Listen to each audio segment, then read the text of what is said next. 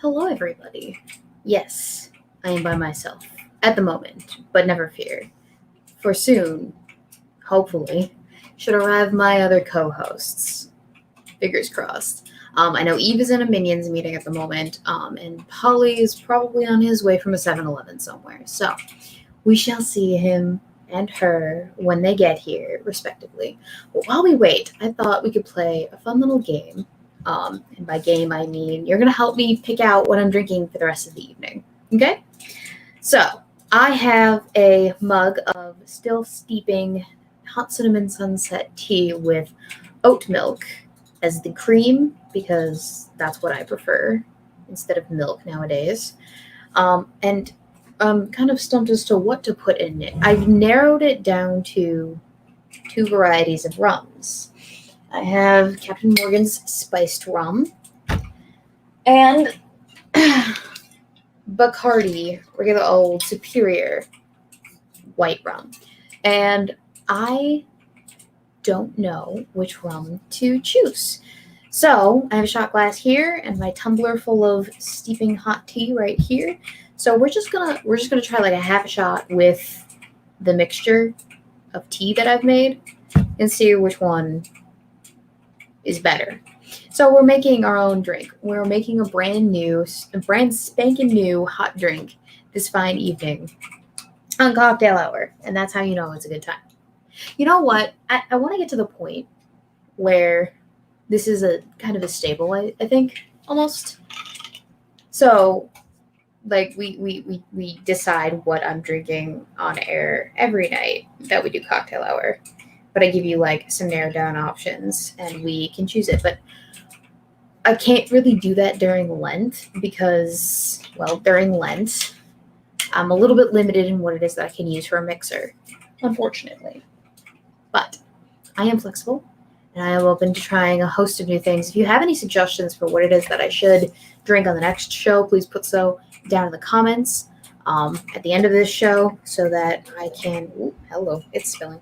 So that I can experiment a little bit further with my drink of choice. So this is what this is going to look like. It's a little bit hot, so I don't know if I'm going to be able to like do it like a shot because I literally just pulled it off of the stove. Isn't rum and tea a hot toddy? I actually don't know. I've never done this before, so we're going to find. And thank you, Assassins of the Grave, for linking the show across the Discords. I deeply appreciate it. Because that's one of the things that I always neglect to do for streams is to link it across the Discords and everywhere else that it would need to be in order for it to get any semblance of traction. So it is what it is. I suppose, I don't know, we can look it up. What is a hot toddy? Because now that I'm being told this is what that is, I'd like to confirm it. You know, I don't just blindly believe. A hot toddy... In a teapot or saucepan, bring water to a simmer, pour the hot water into a mug, add the whiskey, 2 teaspoons of honey, and 2 teaspoons of lemon juice. So that's not so much a hot toddy, but you can do a hot toddy with tea. This, I guess, is a hot toddy, in a sense. No boyfriendo is in the background. Except it's not whiskey, this is rum, so it's different. And the reason why we chose rum was because this is actually a black tea that I'm using. The Hot Cinnamon Sunset is, yes, a spiced black tea, but it is still a black tea. And I've been told that black teas go better with, or rum goes better with black teas. So we're going to try this. It's, like I said, hot, so I can't exactly just chug it. And guess who is here just in time? Oh, hello, Valentine. If you want to come up, jump up. But if you don't want to come up, come. I was about to say, I can't just jump up, though. It doesn't, you have to drag me in. That's fair. That's how that works. No, Valentine was like right down there in my leg area. She wants some affection. Come on. I see. Oh, here, let me move the booze bottles for you, dear. Come on. She's a lazy piece of shit. I'm just kidding. I love her to death. She is lazy, though. She does not like to jump on her own. She prefers to be lifted onto my lap. Okay, so you jumped in at just the right moment. I am about to try this new concoction that I've invented. It is And we're actually determining whether or not I'm going to be using Bacardi or spiced, like Captain Jack spiced rum. Jack and Cack. Jack and tea, actually. So this is the Captain Jack and the hot cinnamon sunset with oat milk tea drink that I have made. I'm a little bit nervous because, like, if it's not good, I don't want to ruin my experience with either of these things because I like both of them. So I'm hoping that together they make something delicious. Cross your fingers.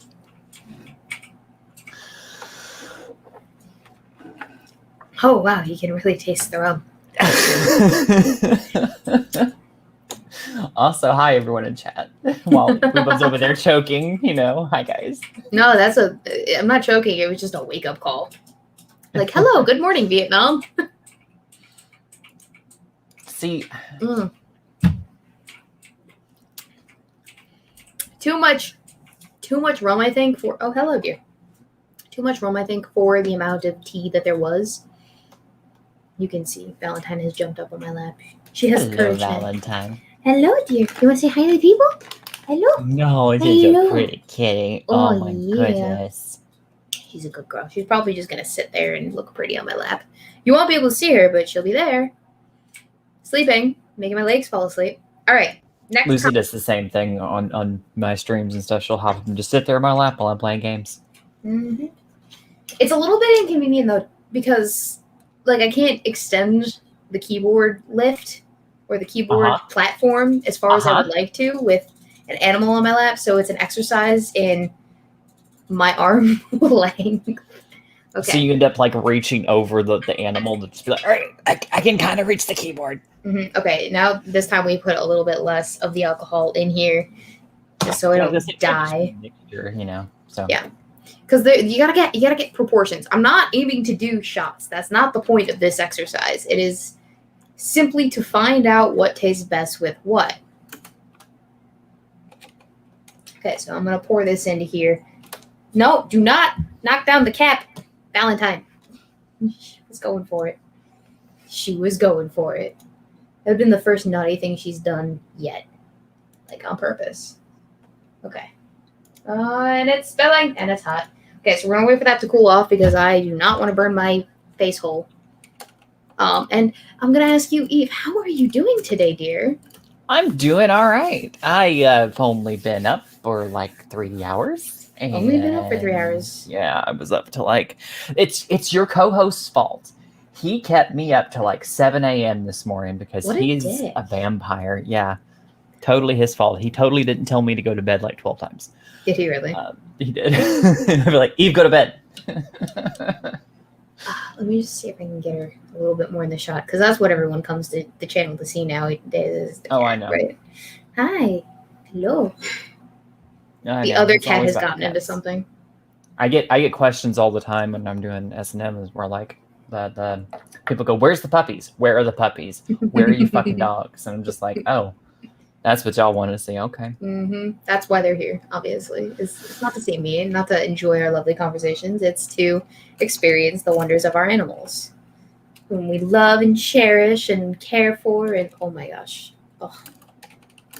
this girl is such an attention whore. Not just like camera attention-y, but like I want affection, attention, whore. No, don't drink that. That is not for you, child. Somebody in chat was asking me, "What are you drinking, Eve?" Nothing. I'm drinking water because I have no alcohol. That's fair. That's fair. Oh, and just in time.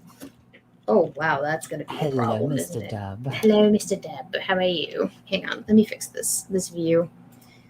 Because it only works when there's two of us. But now I'm the only one on camera, so it's accentuated by the fact that I'm the only one on camera. I will have mine turned on. I'm just fixing my face now. That's fair. Hi, Polly. Can you hear me? Yeah, I just got my headphones plugged in. Yay. Excellent. What are we drinking tonight? I am drinking a sugarless energy drink. Oof. Oh, wait, is it a bang? It's not a bang. It's a rock star. Damn it! I love bangs. My favorite one You is like the, bangs? yeah. My favorite one is the one that's like key lime pie flavored. Ooh. It's really good. What is she getting into, babe? Yeah. You wouldn't think You that would hear work that? for a drink, but it does. Are you asking me to go do something about it? If it persists, I might have you observe. We don't hear the cat. anything if that helps. Like if you're Well, worried that's about the cat making noise. That's not the issue. It's not a matter of can you guys hear it. It's a matter of What is she getting into. Because last week she hopped on top of the fridge and started eating the cat food up there because that's where we keep the cat food. That bitch. What she got into, babe? Dishes. She got into the dishes. She's like, what? You didn't do the pay dishes. attention. So I went and got That's into something crazy. that I wanted to get into. Say it again. I love you. I don't want to get sprayed, so I won't say it. Thank you. Wait, what did you say to him? I don't want to repeat it. Do you want me to get sprayed on air? I'm not Feel it. repeating it. I was really hoping. It's not happening. I'm not stupid. Hi, I'm blonde, but I'm not a dumbass. Okay, second iteration of the drink that I have created here on stream. Let's see if it works better with just Bacardi. Oh, and that's my grandmother. I'm gonna have to ignore her. Unfortunately. It's massive. Am I trying to look like Weebo? Hardly. I could never be quite as lovely and classy as Miss Weebo. However, I do have a bit of loveliness and class of my own. It goes in a completely different direction. Isn't that right, Polly? That'd be right. Okay, I think I prefer it with the Bacardi, and that's because it's already a spiced tea. A spiced black tea. I don't need a spiced rum to go with a spiced tea. That's just overpowering. I mean, it was already overpowering because there was too much booze to liquid ratio. But you get my drift, right? No. Mm-hmm. Mm-hmm. No. You know what I should do? What I should go get that Midori I've got in there and mix it with a Bang energy drink. That would work. do it? Oh, those are my tits, lady. Wouldn't that be an awful decision? No. No. No. No. Do it. Go ahead. Knock yourself out. I'm gonna be that angel on the one side going, the Lord will forgive you. It's more you know, generally you don't mix uppers and downers, and Just do it. Jaeger bombs are always a terrible idea. No. That's a lie. It's a lie the mainstream media wants you to believe. All right. Sure. Oh my Going Bacardi. Jesus. I told you we were doing a live That is a experiment. Big ass bottle. Yep, because Mama's gotta mix the shit. It was a gift from my father. The best influence in my life. Did I tell you the story of the alcohol that my dad gave me after I'd moved out? Oh, I lost the thingy. Let me tell you this story because it's quite a good story. So I frequently go back to my dad's house every once in a while to just kind of, shoot the shit with him, say hi. When I'm feeling particularly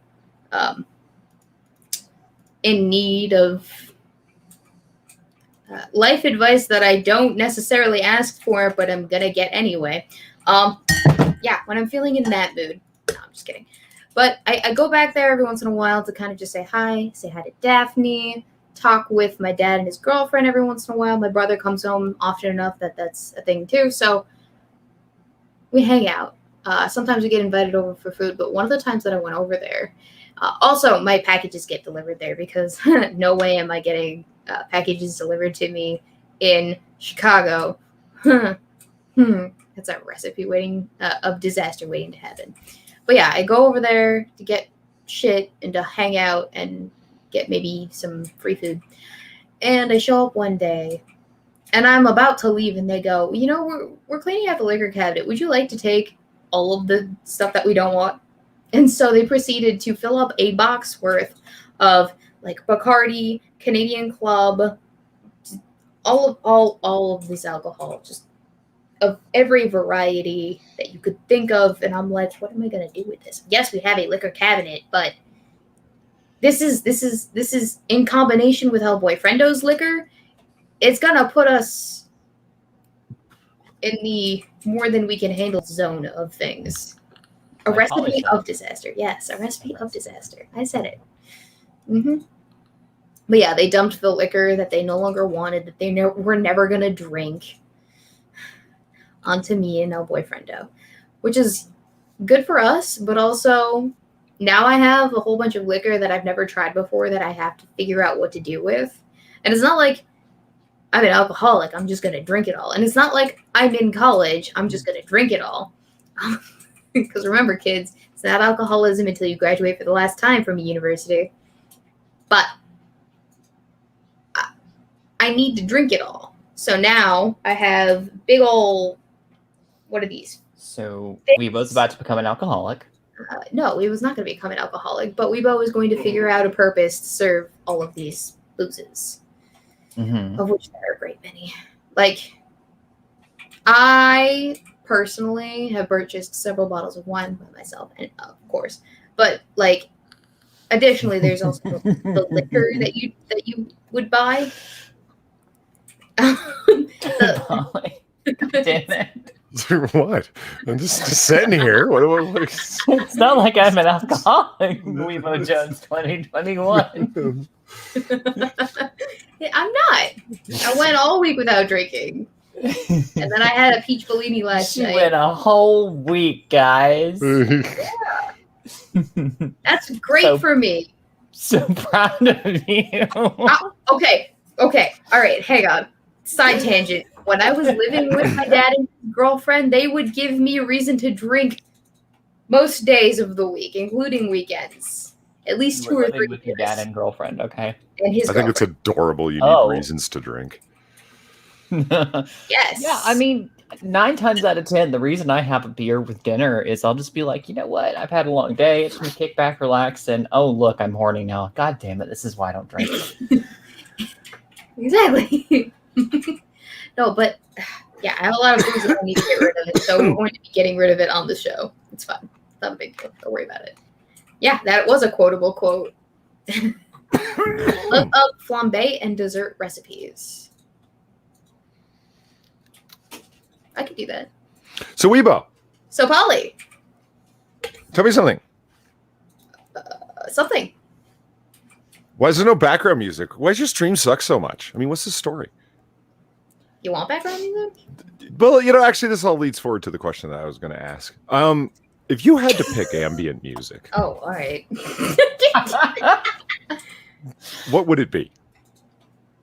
Ambient music or just ambient sounds? Because either or. I've heard people use both. If you had to have ambiance in the auditory variety, what would it be? It would be a toss-up between ancient library room stuff and which is actually what I'm listening to right now as I'm talking. Good for you. It's great, isn't it? Yeah, it is. It's really kind of fucking awesome. Yeah, I hear you. It's fun. And the other thing that I'd probably listen to is like a rainy storm.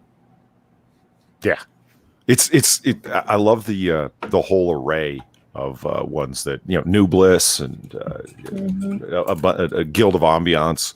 Both channels on YouTube. Anybody in chat, if you're interested in what the hell we're talking about, New Bliss and Guild of Ambiance do great shit like that.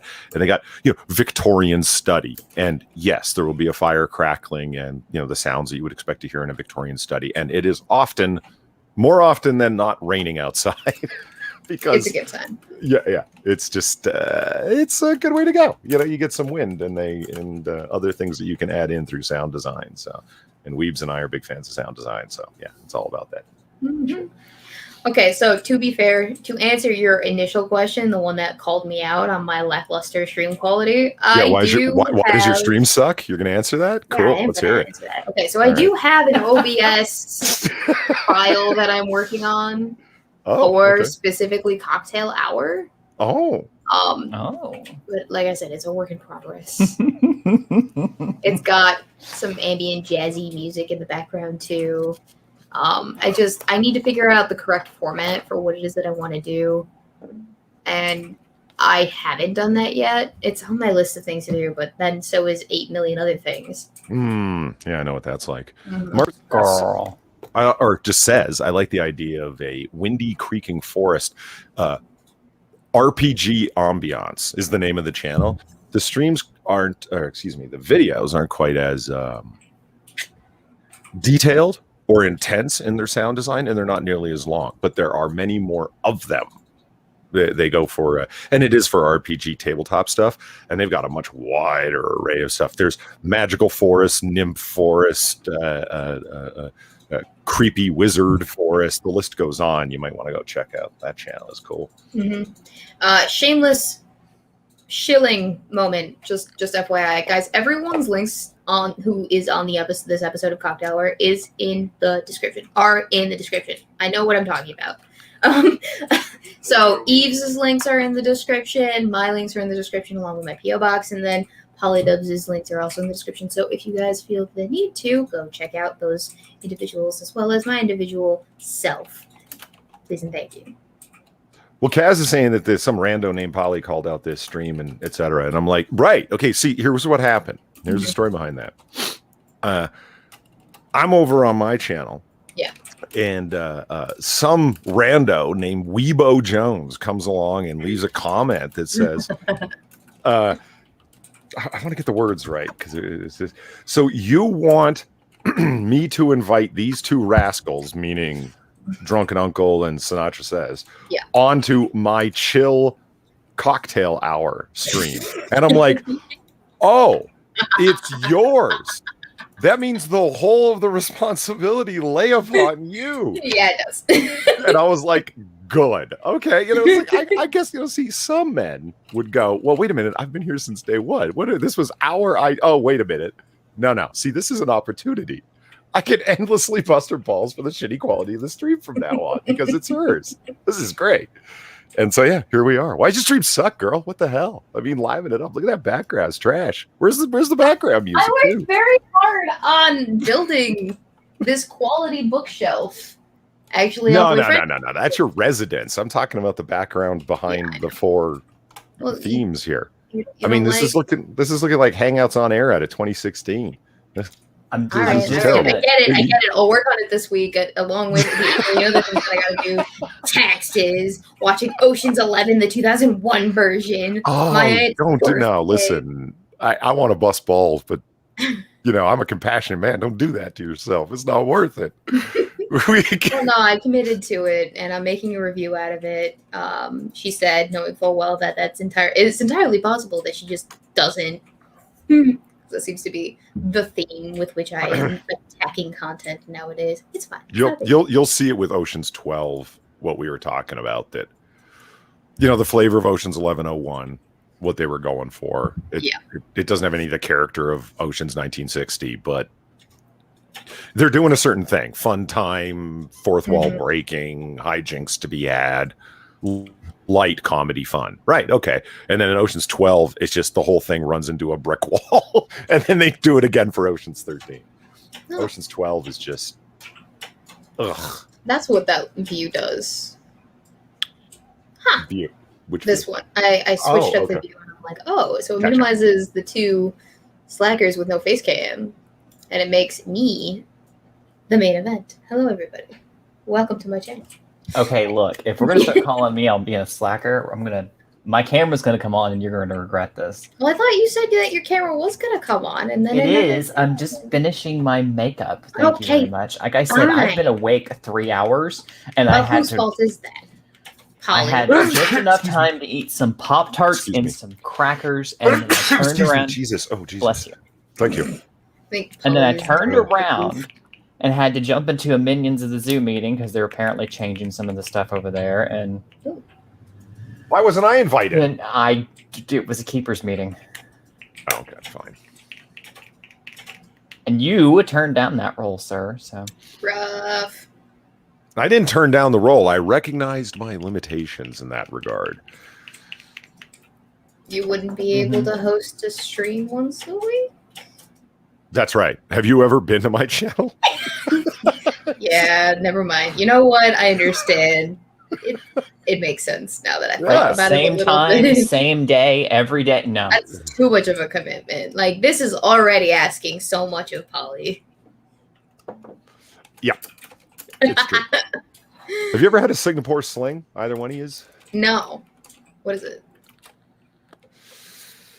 I've heard of it a million times. I've even had one, but I was like, what the hell is actually in that? It's fruity. It's red. It's a fruity tooty yum yum drink. It's like for girls. No, you.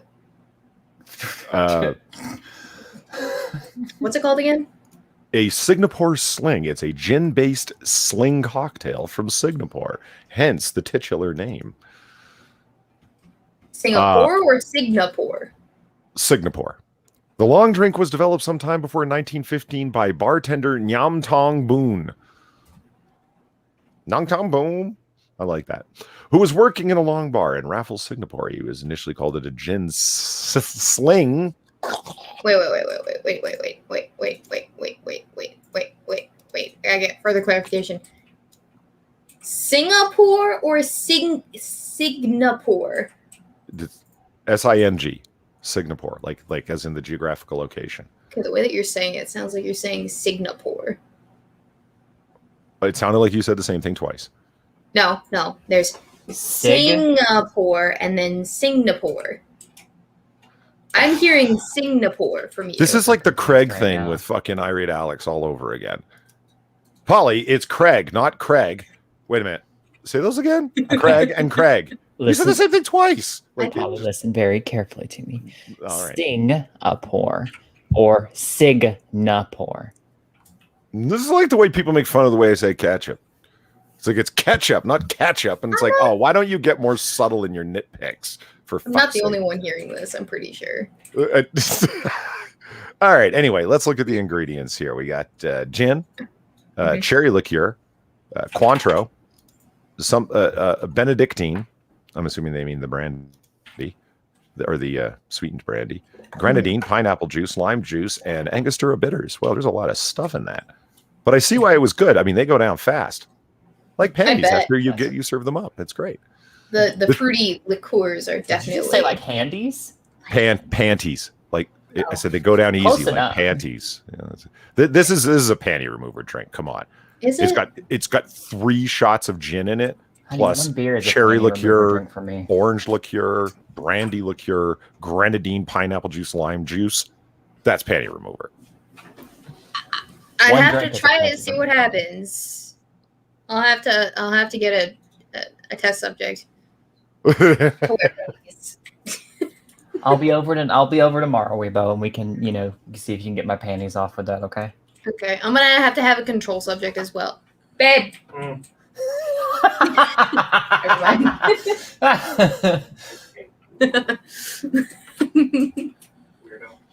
Love you. I bet. We'll make it happen.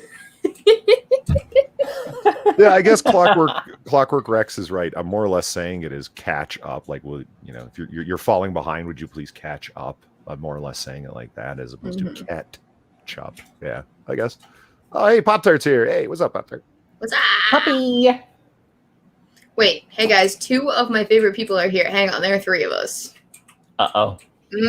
Pop Am Tart. I- Okay, Am I she singles me shitless? out for this all the time. It's just whatever. I was just going to accept it that I'm on her shit list and that because I haven't spoken to her in ages, and that's that. To be fair, I'm in that camp as well. But I'm in that camp with a lot of people. Okay, so I'm gonna call myself out here for a second. 60 keeps asking me to be on his game streams on Tuesday nights. Oh, I Same. know. I'm not even trying to dodge him. I feel so bad. 6 is the man, and it's like I want to go on. And I've fucked it up like 3 times. It's a timing thing with me, and also just sometimes I get home from work and I'm like the last 3 weeks, I had a project that I was working on that just leached the life out of me. Plus, I had the cat shenanigans to deal with, and Valentine is looking at the gate. Anyway, I had the cat shenanigans to deal with, and then all of that winter snow and shit. She's not jumping yet. You don't have to spray her. But I just didn't have a lot of free time. And that was the skinny of it, you know? It was straight poop. Inconvenience. Word on the street. The skinny. Yeah. Yeah. But it is what it is. I have made plans to be on the Chaos 120 reunion stream, though. I have done that. When is that? That's March 30th at 6 p.m. Like, I have it singled out on my calendar. I'm gonna be there. Actually, I don't know. Did I? I did not assign a time to it. All right, I'm gonna do that right now. Oh, Richard Ard is here. He says, cough, cough. I haven't been here in about a few months. Cough, cough. Well, yeah. What's that about? Yeah, exactly. What is that about? For God's sake, what's that about? Like, the nerve. You just show your face up here like you haven't been avoiding us for the last however many weeks. What's that about? Just kidding. And Daniel Fulman wants me to say Selenamin. There you go. Words. What be they? Okay, that one triggered me a little bit. Not gonna lie. Well, I did. There it is. She's sitting right there in front of the gate. She's gonna get hissed at, but it's fine. I think she's waiting for Meowschwitz to show her face so that they can have that eventual. All right, guys, warning time. If there's a cat fight that breaks out, you just carry the show, all right? I don't care what happens. Just carry it. Don't worry about in the background. I was just going to say, grab the camera and take it with you. I mean, you know. It's not very good lighting over there. And it's kind of attached and plugged in. Mm-hmm. So you'll get to hear everything that goes on. Oh, hey, Camel says that Six is doing game streams on Saturdays as well for those who can't make it on Tuesdays. Yeah, he messaged me yesterday in the middle of my show, and I'm like, oh, you sent the thing, and I just now saw this. I'm sure you're probably well past over now. So yeah, I will be right back. I'm going to go grab something else to drink, something alcoholic, so I don't feel left out. Pop-Tart says that you're weird, Weebo, a strange person, and I've spent more time with the other two. Well, okay. No. She says, I'm lovely, wonderful, but she spent a lot of time with the other two. Not weird. Rewording it does that make you feel better? That's literally what she said. I'm putting it up on the screen right now. I'm reading it off my screen as written. What do you... You're a lovely, Weebo, wonderful person, but I've spent a lot of time with the other two. I'm also reading it directly off my screen. Anybody can do what you just did through Inspect Element, and I think it's all the more desperate that you bothered to. Actually, is that even possible? Could I do that for streaming? Clearly, you just did. Wait, no. Now I'm curious. Now I'm going to try it out. All right, so... view page source. Oh, no, I can't do that. Inspect. Okay. Let's see what I can do. This could end up kicking me off my own stream, but we'll see. Where's the chat? Where is the chat? Okay, there it is. Aisle. Right side. Wrap drop down. Doot. You guys are about to discover some interesting shenanigans here. We're gonna do this. See, she's going through the motions of pretending that she didn't know how to do it already and already had. Thank you. I found the individual comment and. Listen to that mechanical keyboard click. Isn't that fantastic? Listen to that. That's content. Edit text. Weird person. All right, here. Watch. Weird. We're going to discover something. And did it do it? Yes, it did. Look at that. Oh, okay. No, it didn't do that. Oh, it did that for me, but it didn't do that for the actual. Yeah, it's on the stream. No, but it still says wonderful. I changed wonderful to weird. Did it change? No, it's showing. No, it didn't. Okay, then never mind. Wonderful on the. See, I can't just inspect element poly. That's not how that works. I would actually have to inspect element that a specific element, but since they pull from like the comment. Okay, so what I'm assuming happened here is that this drop-down list of comments that they're pulling from YouTube also individually pulls based off of the index of the drop-down comment listed. So I would have to actually change something in the actual data streaming to StreamYards rather than the element itself in order to be convincing about it. Guess what Eve hooked me up with last night, Weebo? What? A small... He's so excited about this, and I'm so pleased that he's so excited by this. Because it's such a simple thing, but it's the small things that make the difference, right? When it comes to usability of a whatever computer. Makes you sleep better at night. I don't know if it'll help me sleep better at night. Nothing has up until now, except for alcohol and pills. Small dick joke. Is that what was going on there? That was me making a small dick joke. You had to reach pretty far to get to it. See? Like, that's how you make a small dick joke. Like, that's... I'm offended. In any case. So you were saying. Eve hooked me up with an exe file that is just a text prompt situation, isn't it, Eve? It's just a... What is it? An executable... Command prompt? It's not even a command prompt. It's just it was a pre-made executable that I downloaded. It allows for anything to be always on top. Yeah. Any window. And it's just a simple like command line made in like Windows shell type of thing. So if you like tore it apart, it's just like 5 or 6 lines of code at most. But it just simply he does a keyboard command and it stays on top of his Windows no matter what. So you got VLC player that has the native option always on top, yeah, which is nice. It's handy. Sometimes you want that for different windows. It's like, I always want that little motherfucker on top, whatever it is. Like, in VLC, I use that from time to time when I'm watching something and I'm working on things across both screens. I always want it on top in the corner because I'm still watching it, but you'll end up accidentally minimizing it because you click the window that it is sitting on top of and it disappears. And so you just do the always on top, but not every program has that option. So now it does. Ooh. It's an always on top for everything. And that's pretty fancy. Fancy. Deco says insert always on top innuendo. Yeah, me. I mean, right? So, I didn't even, Polly's like, right? I don't know why you I didn't are think always of that. on top. Thank you for pointing that out, Polly. We might all be adults, but we all have the internal mental capacity of a 12-year-old boy. So I'm back with my alcohol, and this is my alcohol. That's your alcohol? Oh, you can see that. Ooh. It's Midori. A Ooh. little less than a third of a bottle of Midori. However, you can't drink Midori straight. It's just too much. That's so fair. I've got mixer, sweet and sour mixer, but I've also got these. So I need y'all's. No. Can I help you? Are you Richard, giving the audience a display of your leg? No, I'm trying to put my feet up. Oh, he said you two look old. It's insulting. Proceed, dear. Wow. Sorry, I just called a boyfriend out accidentally.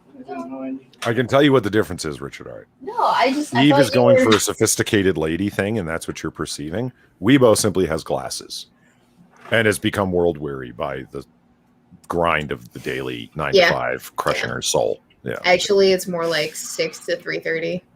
Crushing her soul. Mm-hmm. Because here's the thing that they don't tell you: 9 to 5. All right, your lunch hour is actually not counted in your actual work hours. To learn that the hard way. It's fine. Yeah. So you end up working 9 to 5:30. Yeah. Right, because the difference between 9 and 5 is 8 hours plus a half hour for lunch break.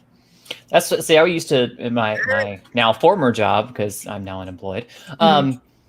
They used to tell me I could take an hour lunch. And I'm like, well, I don't want to take an hour lunch. I'll sit there for 30 minutes and play on my phone. Can I just take a half hour lunch and leave at 4:30? Because I used to start at 8. And they're like, yeah, sure. And I'm like, okay, cool. So I just leave a half hour earlier than I was supposed to because I took a shorter lunch break, And it's not like you can skip lunch. Technically, you are mandated by law to take your half-hour lunch. And the company is mandated by law to give you that half-hour lunch. Mhm. Like, the company can get into serious trouble if you don't take your half-hour lunch. So you have to take your half-hour of lunch. So Yeah, guys, I do look older. It's the hair, it's the glasses, it's the fact that I'm no longer bogged down by the whims of my professors and their assignments every day. And then Polly's just wearing a hat, so that's why he looks older. He looks like he's vacationing in Florida like a snowbird, except he's a snow otter. So what am I mixing here, guys? What do you think sounds better? Midori, which is a melon flavor, a Japanese liqueur, melon flavored liqueur, with either radical skedaddle or key lime pie. What's the radical skedaddle? I'm trying to see what the flavor is on this one. I don't really know. It's a, for lack of a better way to describe it, it's a sweet flavor, but you know, I don't remember what it actually tastes like. It doesn't say anything about it. I'm looking for the ingredients list right now to see if there's like it lists what the flavors are. What is a radical skedaddle? I don't know how to describe that flavor. I don't know either. Almost like Skittles, if I recall. Oh. Sorry, I'm not a big fan of Skittles. Fruity candy's not my main, unless it's a gummy bear, in which case then I'm all over that. Chocolate is where it's at, homies. What do you think, Polly? He's muted. He doesn't want to talk to us. Oh, okay. He probably went up to go refresh his drink and didn't say anything, and he just walked to the kitchen. He'll be back in 5 minutes. Like, I told you I was leaving. No, you didn't. Unless he went to 7-Eleven, in which case he'll be back in an hour and a half. Right? In the middle of the stream. 7-Eleven. I gotta make a 7-Eleven run, guys. Right?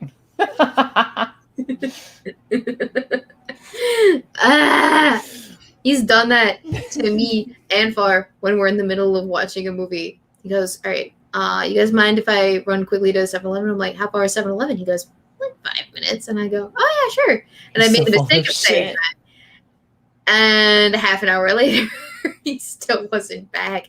And Far and I are just talking shit, mad shit about how he always does this. I guess I'm just lucky then, because he always takes me with him when he goes like, no, I'm just gonna be on my phone. Yeah. Sometimes he does. So. Sometimes that's not the case. It's fine Sure. though. I'm not super salty about it. Boys got love. Yeah. Oh, I have a happy. Oh, hi, Happy. She wants to come say hello. Valentine is right. No, there. She says, Mom, why don't you love me anymore? I was literally just petting you like a bunch right before the stream. I literally let you sleep in my bed so you can always snuggle me. When is St. Patty's Day? Because Daniel Fullman in the chat asks, speaking of drinking, any St. Patty's Day plans? When is it? Let me look it up. Oop. St. Patrick's Day. You know, I don't actually have any St. Patrick's Day plans. March 17th. Let's see. What am I doing March 17th? Oh, I have plans. That's a Wednesday. We're playing Sea of Thieves for game night. So. Are you serious? You're doing it that Wednesday? Yes. I will be out of town starting that day. Well. For like the entire weekend. Delay it. No, I'm just kidding. I can't. I'm pretty sure that won't be the first time that we're playing that game. Yeah, but I wanted to pop your pirate cherry. Okay. All right. So I'm just gonna mix these and see what happens. So okay. Yeah, so St. Patrick's Day is going to be that March 17th, which we are playing Sea of Thieves in the Discord. Now, depending on how many people show up, we might do it in my Discord. We might just raid Eve's Discord and do it there. Maybe. I spend more time in your voice chat than I spend in my own. What can I say? I'm just that type of person. No, it's I there are more to people in your Discord more often than there are in mine. Mm-hmm. Well, it's partly because I hang out in my Discord every single day. I'm in my Discord BC every single day. That's probably the reason why. Yeah, you just got called out there, Weebo. I did. I am a lazy Discord owner. A lazy content creator. It's fine. I'm gonna turn it around. If you're lucky, like if you're there really, really, really late at night, I'm talking about like 2 or 3 in the morning, you know, you might catch a certain otter in there as well. He occasionally pops by. So, Polly, I mix in Midori with sweet and sour mixer. Which sounds better? Skittle flavored energy drink or key lime pie flavored energy drink to mix in it? What brand is the Skittles? Both of them are bang. Go with the Skittles. I would go with the General Tutti Frutti first to see what's up. That's what I was Especially thinking. If you like the key lime pie, like on its own. I grabbed a shot glass and I experimented with both flavors to see. But of course, you can't do that with a, I think this will be a good choice. Okay, there you go. Speaking of things that you can use as mixers, so you know how I'm doing my Lent thing, right? We went to the movies yesterday. And we saw Raya and the Last Dragon. Are you asking me? Yes. Yes. Raya and the Last Dragon. I thought it was maybe Kaya and the Last Dragon, but it's not. So we saw that. But usually I would get a root beer from the Coke machines. But obviously I can't do that because I'm not allowed to have sugary, fruity, calorie drinks. So instead I got sparkling water with like the flavor added to it. And I got Dasani's sparkling raspberry peach, which doesn't go against Lent, but it tasted really good, and I think it would taste good with alcohol in it. How, excuse me, how are you doing at Lent with 27 days to go? Yeah. Mwah. Chug, chug, chug, chug, chug, chug. I have not been as good with the commitments as I should be. I mean, I haven't. Oh, she just holds up the bottle. Here's how I'm doing. Here's how I'm doing. I've been working towards it, which was the intention, is to keep myself responsible. But every once in a while, like I'll go a day without going 10,000 steps or burning 2,000 calories. I know, the worst thing in the world. The one thing that I have been consistent about is the water drinking. Of course, that has gone by the wayside today. That's my because every day, especially when it comes to something like exercise and doing an exercise, you're not going to have the same energy levels every single day. No. So you need to actually give yourself a little bit of grace in that you made the attempt, you made the effort, and there are days that you do pull it off, and there are days that you don't necessarily, but you're making the effort to try. And do your best, and that I think that's what would really count in that regard, as far as like doing new exercises. Yeah, well, because the goal wasn't to make 100 drastic lifestyle changes. It was, here are some goals that I can work towards. If I don't make all of them, it's not the end of the world. I still have 8 more that I can work towards, that I can work to achieve, and sometimes it's as simple as just not eating something that will help you achieve the goal. Now, of course, I did give myself a little bit of leeway yesterday because it was mine and El Boyfriendo's anniversary. So I did indulge in some cheesecake and some breaded fried items for appetizers. And I'm not ashamed of that because I'm allowed to enjoy my anniversary. All right? It's fine. It's fine. Oh, Jedi Ghost Bears in chat. What's up? Fine. The man who's constantly forwarding me. Oh, fuck. What's that ridiculous man's name? Zach Hunt. Zach Hunt said, I don't understand how he puts up with that guy. I really don't. I actually enjoy getting them because there's this guy named Zach Hunt on Twitter, and he's kind of a lunatic. He wrote some book that he really promotes. It's like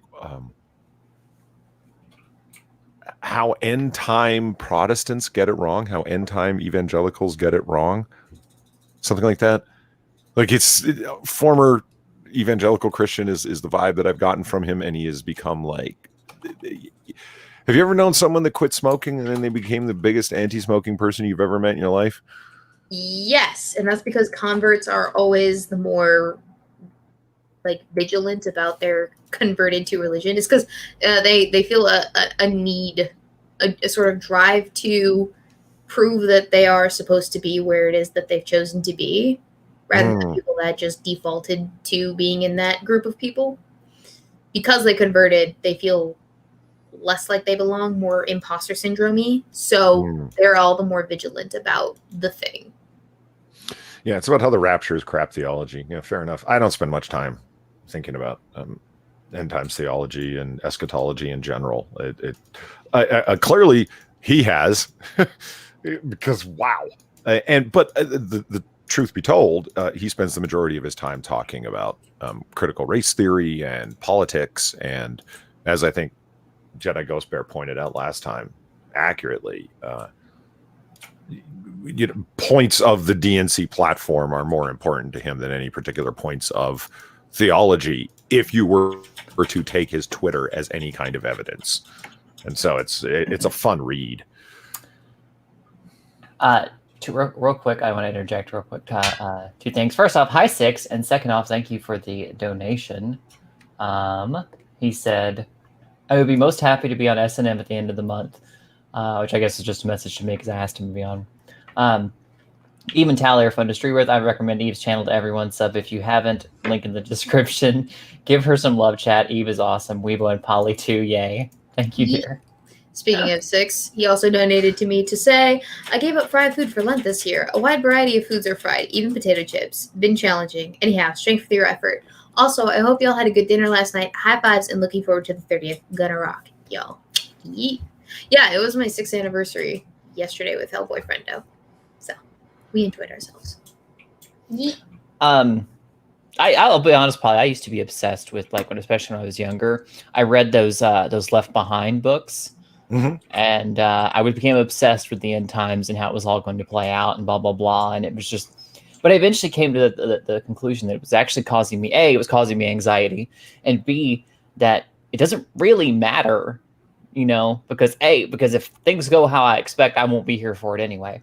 Oh. B, because sorry, you're going to be you raptured. Behind. Yeah, exactly. Thanks. I mean, maybe if I'm still here, then I fucked up, and y'all know.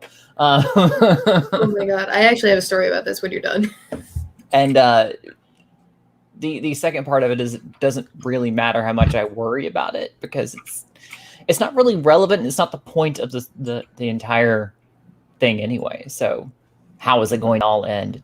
Not really that all that important. I remember watching the Left Behind movie with my mother when I was a young impressionable child, and it wouldn't have been a big deal, the movie itself, if my mother hadn't told me that this was going to happen in the future. Because, I would have just taken it to be a movie. But then I had this authority figure in my life telling me, hey, the actual events of Left Behind are going to happen someday. And I started freaking out and having an absolute fit because here it is, my mom telling me that the world is going to end at some point, and I'm not equipped emotionally, mentally to deal with any of this nonsense. And I think that was I'm like 8. 8. And I'm like 8. Well, see, I didn't even read the full adult versions. I read the kids version, which ties in at the same time and is written alongside, parallel to the adult version. This was written more for a teenager perspective, so there's less gruesome death and stuff like that. But oh, and thank you to Kaz for the donation as well. I need to go over my page and refresh because I heard the ding. Well, you're doing that. Thank you, Manic, for the $10 with no statement, because, and as Manic often does, I think she's listening off time. She doesn't catch the streams live sometimes. And so while she's watching the replay, she'll hit me up with a donation. So it's from 1 day ago with no statement. But thank you, Manic, from the past. If you're listening to this in the future, you're awesome. And next 6 minutes with a series of expletives and curses at Weebo and Eve. I'm not reading this. I'm sorry. They're my friends. I don't know what your problem is. And you're going to have to take it up with them, man. I'm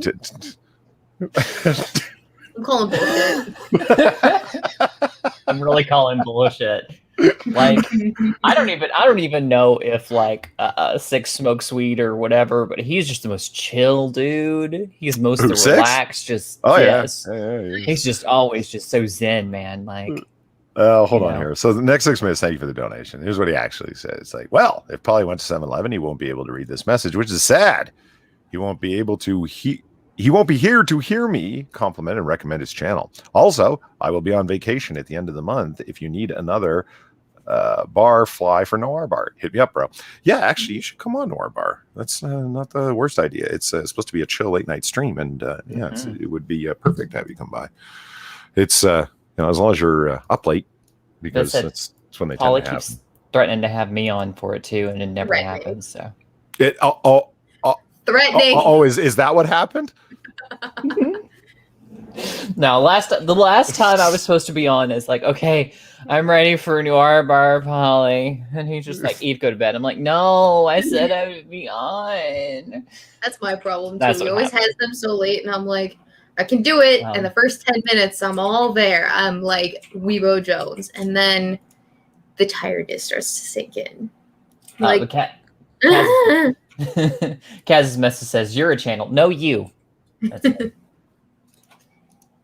But I gotta get like a nice nap in before I'm on a cocktail, or not cocktail hour, Noir Bar with Polly and Far.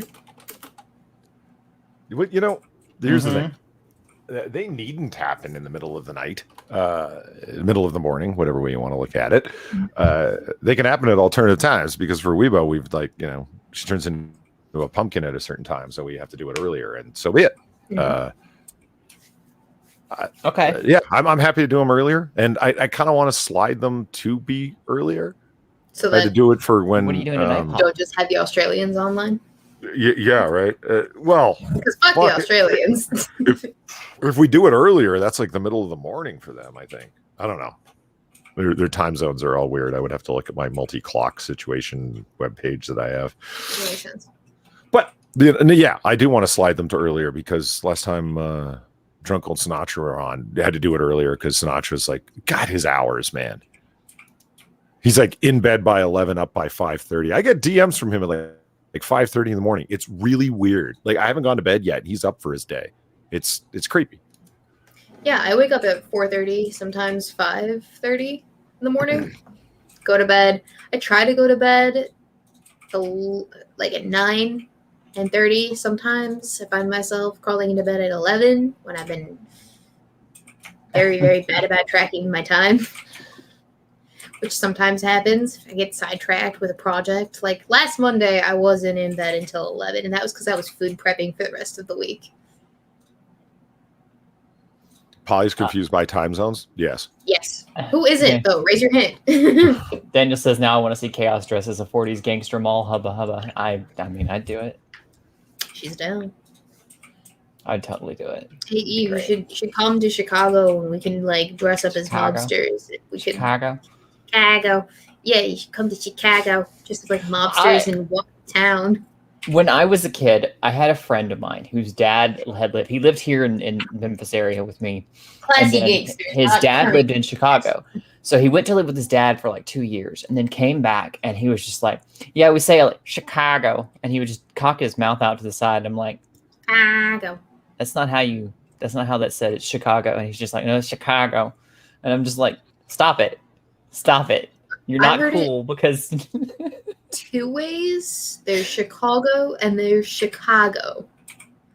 So you can say it with O, or you can say it, but he was just like Chicago, and he would just cock his mouth to the side when he did it, and I was like, "Stop it!" I don't know which version is correct though,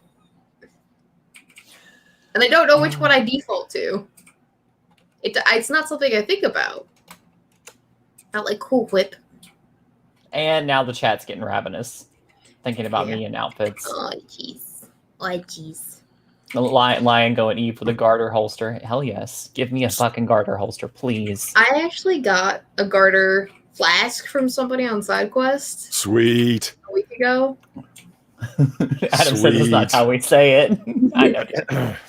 Yeah, so now I gotta figure out what I'm gonna do with it. Wear it? Put liquor in it? Drink from it? Yes. But with what dress? and with shoes. Oh, I see. Yes. I'm so sorry. There are okay, so like there's the simple like solution is just wear it all the time. But you gotta wear it, you gotta pair it with the right shoes, the right dress, the right occasion, etc., because here's the thing. Probably I don't know if you've ever strapped anything to your upper thigh and then attempted to walk about with it there. A But holster at one point, but that's it. okay, but it's on the inside because if it's on the outside of the dress, you're gonna see it against the fabric. Mm-hmm. So it has to be on the inside. It has to be on the inside. But also, if the dress is too short, that's not gonna work. Because it will slide. Oh, fair enough, but like I mean, like I don't mean like inside, like okay. There's the movie where Marilyn Monroe pulls out her garter flask, right, takes a drink from it, and it's not like on the true inside where if she put her legs together, it would be the flask would be in between her legs. It's like at like the I don't know 9 o'clock position, so to speak, on her leg. Like it's So like just in front of where the legs would close together. Exactly. Yeah, just sort of in there, nestled. Well, and she wasn't wearing like a tight skirt. So yeah, if you're wearing a tight skirt, obviously you're going to have to. It was a thing with pleats, so it kind of I get on the outside, it's going to show, but on the inside, you can get away with it. It doesn't need to be in the friction zone. Not if it's too short, because skirts and like the skirt of the dress will ride up when you sit down. So, like I said, it has to be with the right attire that you wear this flask with. Personally, I think you could make it work with a very flowy dress, one that wasn't just kind of flush against your skin. Dana says Weebo and Chaos dresses the Blues Brothers in downtown Chicago. Do we have to shave our heads for that? No, we just have to wear. I mean, I think we could do like a feminine take on it, Yeah. Can you just bunch your hair up inside the hat? Mm-hmm. Yes, that too. Sunglasses. We could do that. We're on a mission from God. Yeah. But no, if I was gonna garter something, I think the first thing that I would garter would be like one of those miniguns. A minigun? Oh, like a pistol. Like a minigun. I'm thinking like Weebo. Not hold a those minigun. with 2 hands. A little derringer, I think. Yeah, a little derringer. That's the word that I was looking for that I couldn't think of. See, that's what I wanted, Polly, when I was asking you like for gun advice, was like a little derringer, this like little bitty garter. Well, as I was just about to say, the beauty of modern gun design is that it's like, so you got like a little derringer, and like, come on, I get it. They've got a mystique all their own, and they're little 2-shot derringers that are automatic barrel switching, and so like they're cool. But with modern gun design, you can get like a Ruger LCP that's in 380 and holds 6 rounds, and you can have on the other garter extra magazines, and they're like 9.8 ounces. They weigh less than a derringer does, but they're a super tiny little modern pistol for your tiny little lady hands. My hands are that tiny. Yes, they are. My hands are probably bigger than yours, Polly. I have tiny little baby hands with tiny little sausage fingers. That is one thing that hormones have not fixed for me. Is my hands and feet are still gigantic. So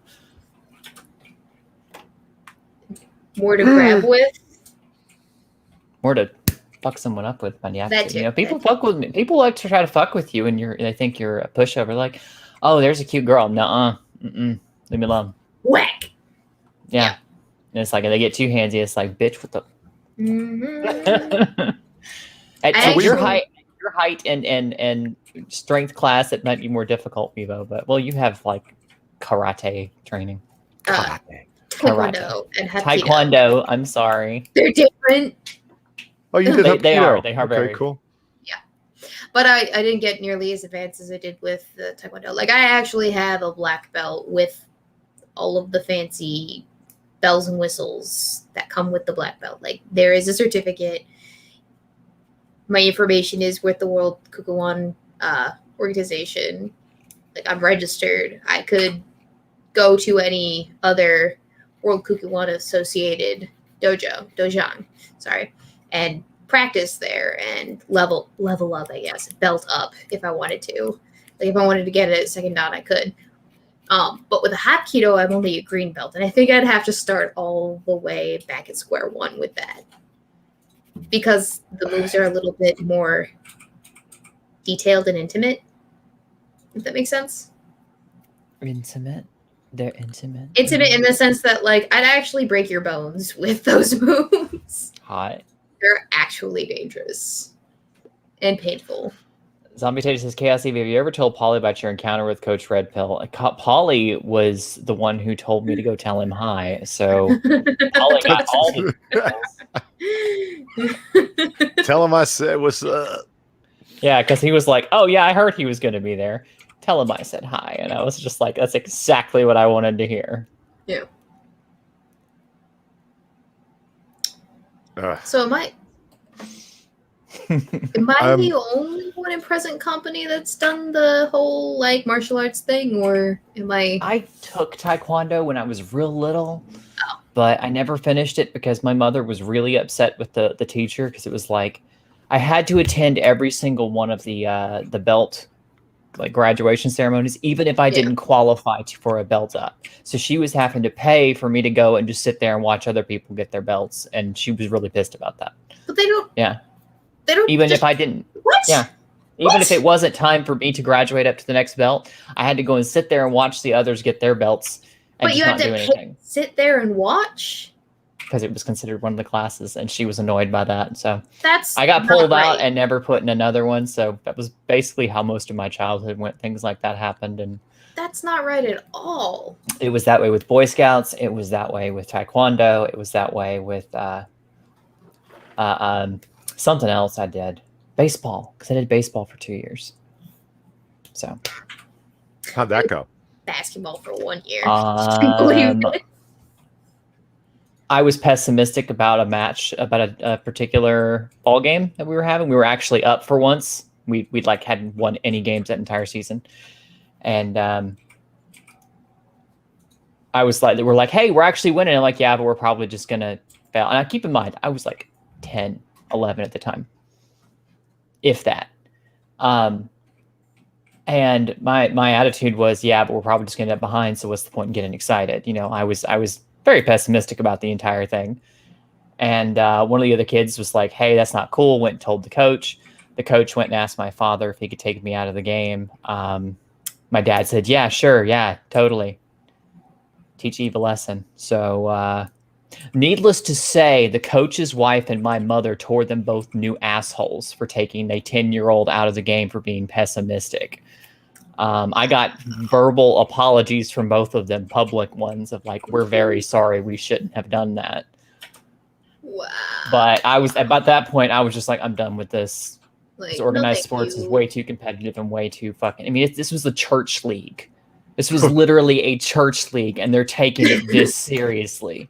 And I'm like, guys, it's bad enough that I'm out in left field like the entire game, you know, because I suck this bad at baseball, but y'all are legitimately like taking me out of the game. No, I'm not even. Whatever. So yeah, most of my extracurricular activities as a youngin were not all that great. So. Well, Polly, what sports did you do as a child?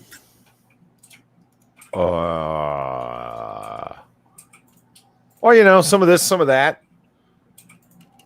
Oh, you don't want to tell us? Lots of lawn darts. Accidents happened, so I don't like to talk about it. Mm-hmm. Mm-hmm. Brian, Daniel Folman asked, Chaos and Scout training come in handy in real life? I still remember the salute. On my honor, I will do my best to do my duty to God and my country and obey the Scout law, to help other people at all times to be physically strong, mentally awake, and morally straight. And I realize now that I say that, how many people actually need to live by that a little more nowadays. Oh, no. Yeah, you think so? It sounds pretty colonialist, kind of. There's a lot of whiteness in there, from what I understand.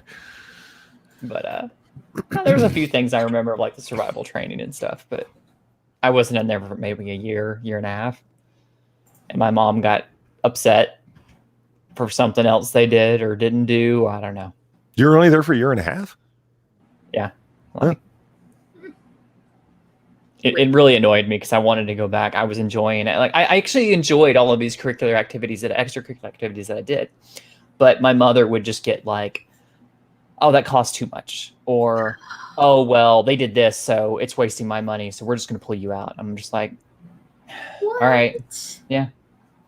Like I tried to participate and tried to enjoy these things, tried to make friends, and then, you know, I love my mom, but she had some judginess when I was younger. She's a lot better now, you know. Having your eldest child come out as trans kind of makes you have to things up. Yeah, open things up. That makes sense. But no. Most of the reason why was that I had to stop things. Well, in the case of Taekwondo, it was just because I had to go away to college. I would like to start that up again because I think it was good for me. But there's not really a lot of places near me that I would trust to actually go to maintain that. But most of the reasons why I quit things was because like they were too expensive for the current standard of living that we could afford at that time. Like when my dad lost his job, I stopped doing gymnastics. I stopped doing all my other extracurriculars except for violin, which was, you know, I mean, good, but also bad. Because my aunt was my violin teacher, so I'm pretty sure she just let my dad bring us to lessons anyway because we still needed that. Whatever. But and I also had the violin already. It's not like you can just get rid of the violin. Like once you have an instrument, you got it. Mm-hmm. Technically, it was a rental, but you could always trade it in for the next level. You'd still have to buy it. So it was like a trade-in exchange type program, and I wasn't due for an upgrade in size yet. I think it was at 3/4 or whatever. But yeah, most of the reasons weren't just because the teacher had pissed off my dad or whoever was in charge of me. It was because we couldn't afford it. So that's ballet. That was probably gymnastics, because I did do gymnastics for a time. A very brief time. What? They want to hear you play now. I actually do have my violin here, and I did steal my brother's cello. Do it. When was the last time you played? Oh, God. A couple months ago. Yeah? I don't bust it out very frequently. Oh, well, do it. Yeah. I was thinking, like, if you just said a year or two, you might be a little rusty, but, you know, go ahead, play. Okay, all right. I'll go grab it. Oh, shit. She's going to play. Anyways, it means that Polydub's in charge, so go ahead. Entertain us, Polly. Oh, no, this is not my stream. I mean, I'll take over. I just didn't want to take the reins from you without permission. I started looking at guns online, so I just I did. So you zoned out and didn't hear any of my childhood stories. No, I heard all of them. Offended. Having your oldest child come out as trans, you ended it with. I heard the whole thing. Mm-hmm. You heard the end. Did you hear the middle? I did. What happened with baseball, Polly? You laughed, you cried, it became a part of you.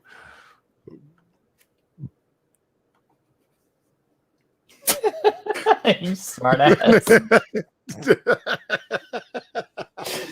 Oh my God. What am I going to do with him, chat? What are we going to do with Polly? Guns are distracting. And Snowpound's like, they are. They're like Polly? tits that way. Like, yeah. You know. I was looking at a comparison between the size difference between the LC9 and the Ruger LCP, because I had mentioned the LCP and I started thinking about, rabbit holes were found. Mm-hmm.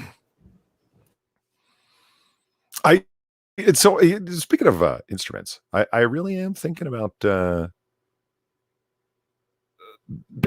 one of I gotta tune this bad boy, so give me like a few minutes. Mm-hmm. Okay. I really am thinking about buying one of them cheap trumpets from Amazon, because I was watching a video, like the cheapest trumpet on Amazon versus my super fancy custom job videos on YouTube, where people who actually know what they're doing are actual musicians. Because the trumpet is what I wanted to play for a long time. And I've been thinking about it, because when you look at like the prices of it, it's a total entry level, just learn to get a consistent tone, etc. type instrument. You know what I mean? And the two videos that I watched where they were doing that comparison, cheap Amazon trumpet versus my super cool one, what's the difference? They both had the same summation at the end, where it's like, if you wanted to try brass instruments out, this is actually a great way to go, because if you decide it's not for you, you're not really out that much money. And it's surprisingly reasonable quality considering how much I paid for this piece of shit. And I was like, oh, okay, well, that works. So what song do you think Weebo's going to play for us? You think she's going to play something copywritten? You think? Is she going to bring down the stream with it? This thing is so out of tune. Oh my god. The G string wasn't even like taunt.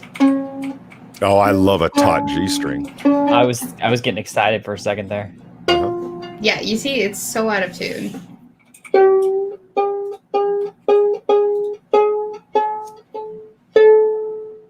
I can totally tell that it's out of tune because I know so much about music. You know, I thought Deco says those are shit. Get a used student trumpet locally. I went on digital classifieds, online classifieds to buy one like in county and state.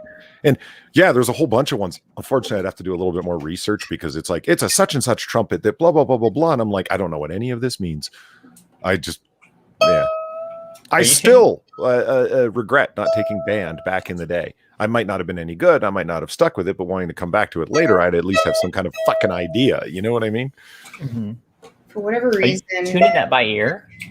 No, I'm using an actual like. Oh, okay. I was about to say. But now I am actually, because I know what it's supposed to sound like. But for whatever reason, the pegs won't stay in place, and I think it's because it's been a while since these bad boys have been exercised.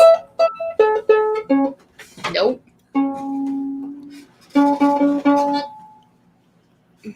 Well, yeah, I always wanted to learn an instrument too, Polly, but it never, like, I wanted to learn violin at one point, but it never really panned out. And it was one of those things of, after a certain point, I realized that extracurricular activities were not going to last if I did them, so I just started playing video games. And here we are today, still Eve with no skills. Yeah, I mentioned to a URL or IRL friend that I was thinking about the trumpet thing, and they said, "So you're just gonna like kind of do some lessons on your own, like YouTube, and then pick up some actual lessons with a person?" I said, "Yeah, in that order." And he said, "So what instrument are you going with?" "Gee, let me guess, guitar." And I said, "No, trumpet." And they were like really taken aback. They're like, everybody buys like 5 guitars thinking that they're going to be the new guitar hero. And I'm like, they do? I don't know. I guess that's a thing. I wanted to play guitar too, but it was one of those things. If everybody plays guitar, so I wanted to do something different. Well, I do get the feeling that when you watch YouTube, that like some people own guitars just to have them in the background. You know what I mean? I think I'm real. Excuse me. Yep, actually. No, he actually plays though. He's in an actual band. Oh, I believe you. I totally believe you. I don't know if you need 4 guitars in frame when you're YouTubing, though. No, not necessarily, but I mean, like, you collect them. I'm being a dick. It's fine. I collect, like, books, and I put them on display for reasons. Hang on. I got a rosin in my bow. It's not even mine. This is a cello bow. You can tell because it's a lot thicker on the neck area here. I see something else that's a lot thicker. I mean, what? Hi. Yes. Hello. The horsehair. The bow is right here, Eve. The horsehairs are a lot thicker as well. And that's to kind of give more ample sound to the strings on the cello because it's obviously a bigger bodied string instrument. But so the rosin is actually what helps create friction between the metal string of the string instrument and the horsehairs of the bow, because without it you wouldn't get that pull. It would just be basically like running a piece of paper like this. It wouldn't sound good across it not even sounds better than it should across the I was like, that didn't sound too terrible, actually. No, it sounded much better than it should if I were to give you an actual demonstration of what an unrosined bow would sound like against the strings. It doesn't sound like anything. There's like nothing.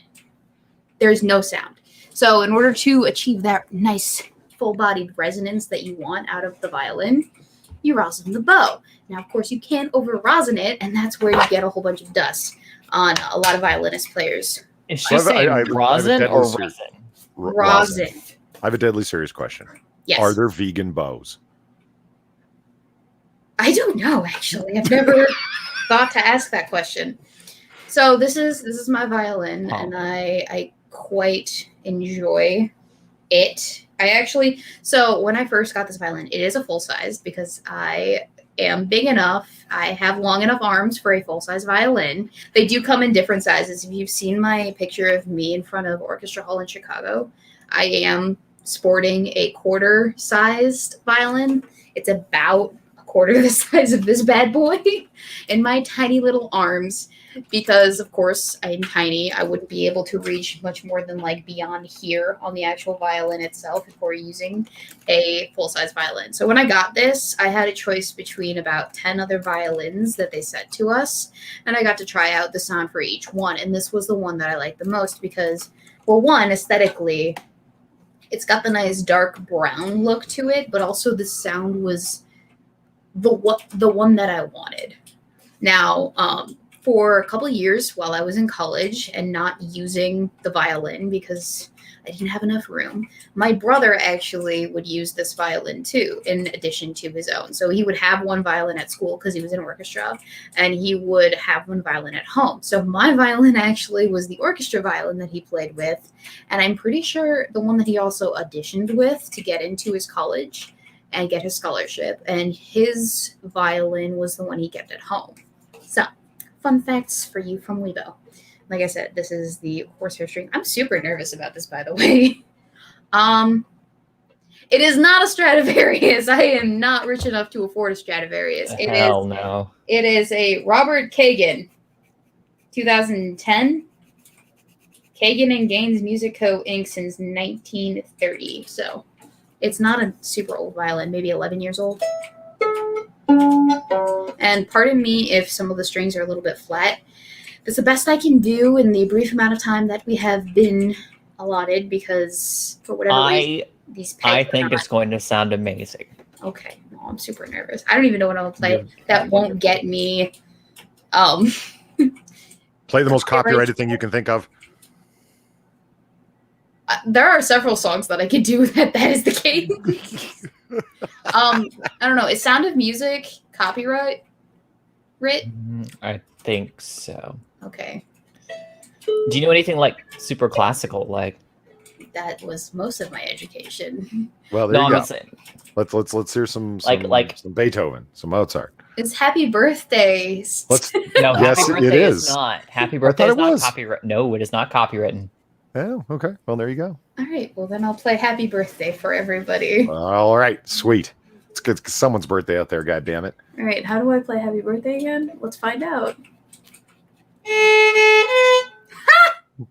All right. It's been a while. And I don't have any of my finger markers either, so I don't know where the one is supposed to be.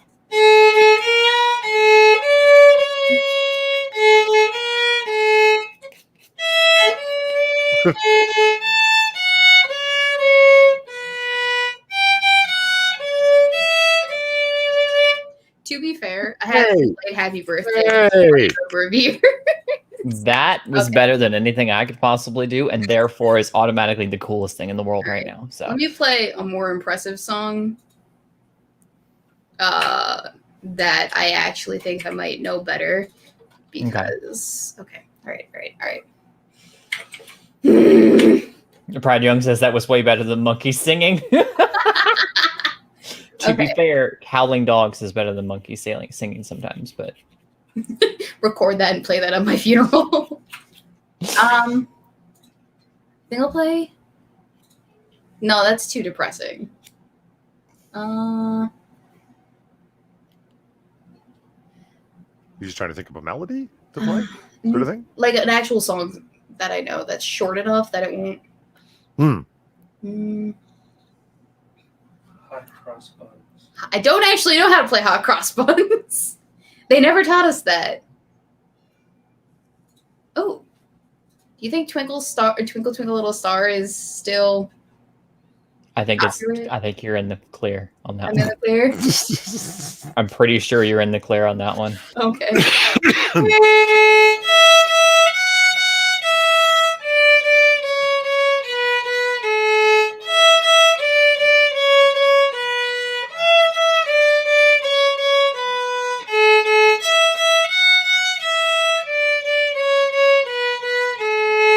Woo! Yeah! Fuck yeah! Spring song. Twinkalicious. It's a bigger, it's a Whoa, bigger song. that means something completely different, Polly. Okay, one Oh, more. sure. Make it filthy. Fine.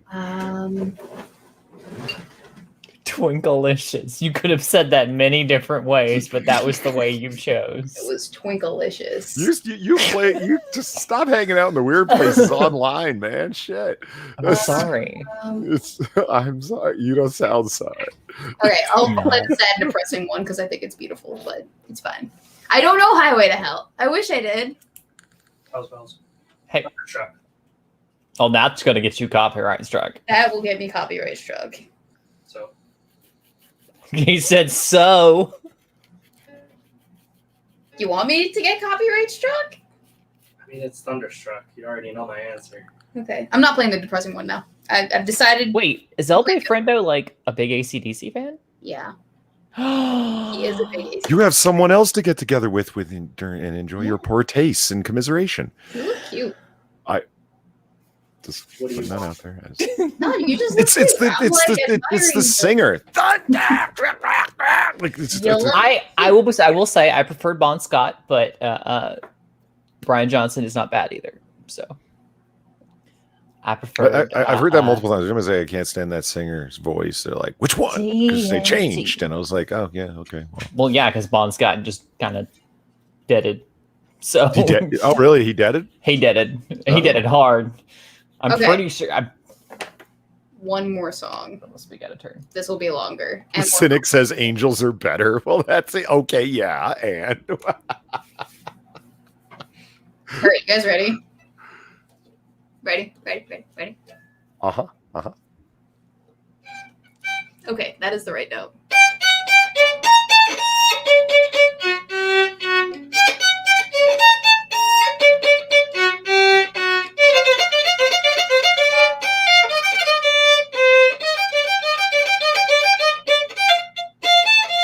Oh no, I forgot it. Oh, you did good. No, I didn't. Now we gotta start all over again. Okay. Playtime's over. Okay. I will practice this and then maybe at some point in the near to soon future I will come back with a better repertoire. Okay? Because this is kind of on the spot. I'm not practiced Yes. in many a moons. Bon Scott died of alcohol poisoning. Really? Yeah, well, that will do it to you. See, maybe it's because I spent too much time reading Sherlock Holmes and watching, ancient library and Victorian study ambiance channels. But like, I picture Weebo being very comfortable playing a sullen violin song in front of a crackling fireplace in a Victorian library, and it's very Sherlockian. Sherlock did that all the time. I can picture Weebo doing that. I could do that. Yeah, there's like the ladder for the books up on the very, very high shelves in the background, and one of them leather armchairs and so forth. I'd prefer to play the violin standing up, though, as opposed to sitting down, like a normal orchestra person typically does. That's just because I feel like I'm more on top of my game if I'm standing up. So next time I play for you guys, I will be standing up, I will be better practiced, etc., etc., etc. It'll be and a smoking jacket. Yeah. And with a smoking jacket. I actually have something I'm working on.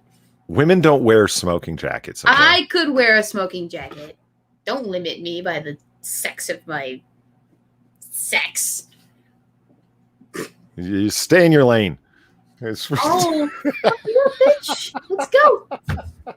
Anyway. my off-the-cuff piano is much better because it's a lot harder to fuck up on the piano than it is to fuck up on the violin. Like, if I am even slightly one finger length or like a hair, half of a finger out of tune on the note that I am supposed to be playing, you'll notice it. But if I click the wrong key on a keyboard, press the wrong key on a keyboard, you won't notice it as much because it'll be dissonant with the rest of the notes, and you'll think, hey, maybe that was intentional. And you can kind of just gloss over it. But on the violin, it's so pitch-oriented because you are actually having to find your own, like, the pitch based off of finger placement. What's the word that pianists use anyway? It's not click. Is it strike a key? What's the word they use? Press, I think. Is it press? I think it is. I don't know. I'm asking. I haven't thought about that question. I want to say it's press a key. Okay. Strike a key? Now I'm second guessing myself. Click a key. Nope, that's the computer. Speaking of clicking. Yeah, speaking of clicking. No, one of the hardest instruments, I think, to play or to practice, to be honest. And it doesn't sound like it would be, but if you're, in terms of sight reading, one of the hardest instruments to master has got to be vocal. Vocally finding a note, like just like that, without any prompting from a piano or a pitch finder, is horrible. Because, like, look at a note on a keyboard. It tells you the placement of that note in relation to other notes. But if you have no context, how are you supposed to find that note? Oh, wait a minute. Hold on. Nah, she ugly. Okay. Somebody sent me something on Twitter, and I wanted to. And as I was scrolling down, I came across, I was like, oh, wait a minute. Oh, never mind. She ugly. Here we go. Can't get over the fact that I fucked up happy birthday. I'm just going to kick myself a little bit. It's fine. Not a big deal.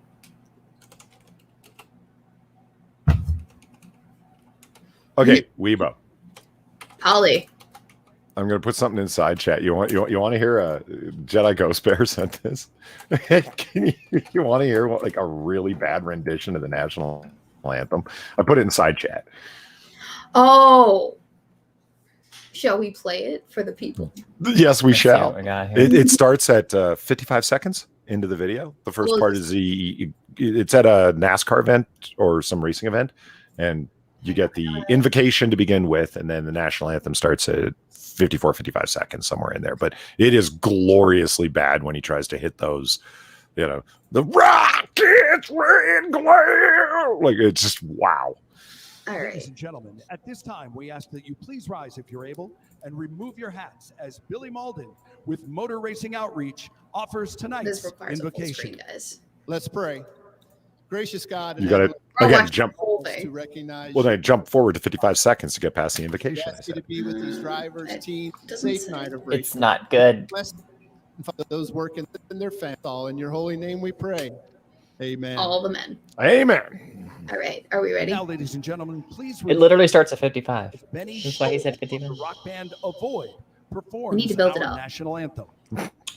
Oh, say, can you see by the dawn's early light what so proudly we hailed at the twilight's last gleaming, whose broad stripes and bright stars thrown the perilous Painful. for the ramparts we watch. I like how the sync is not synced up at all. Streaming and the rocket's red glare top of birds in air through the night that our flag was still there. Straighten up that back, son. Does that star-spangled banner yet wave for the land of the free and the home of the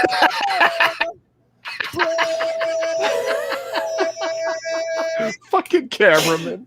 Shady just says, "My country, my poor country." Shall we listen to it again?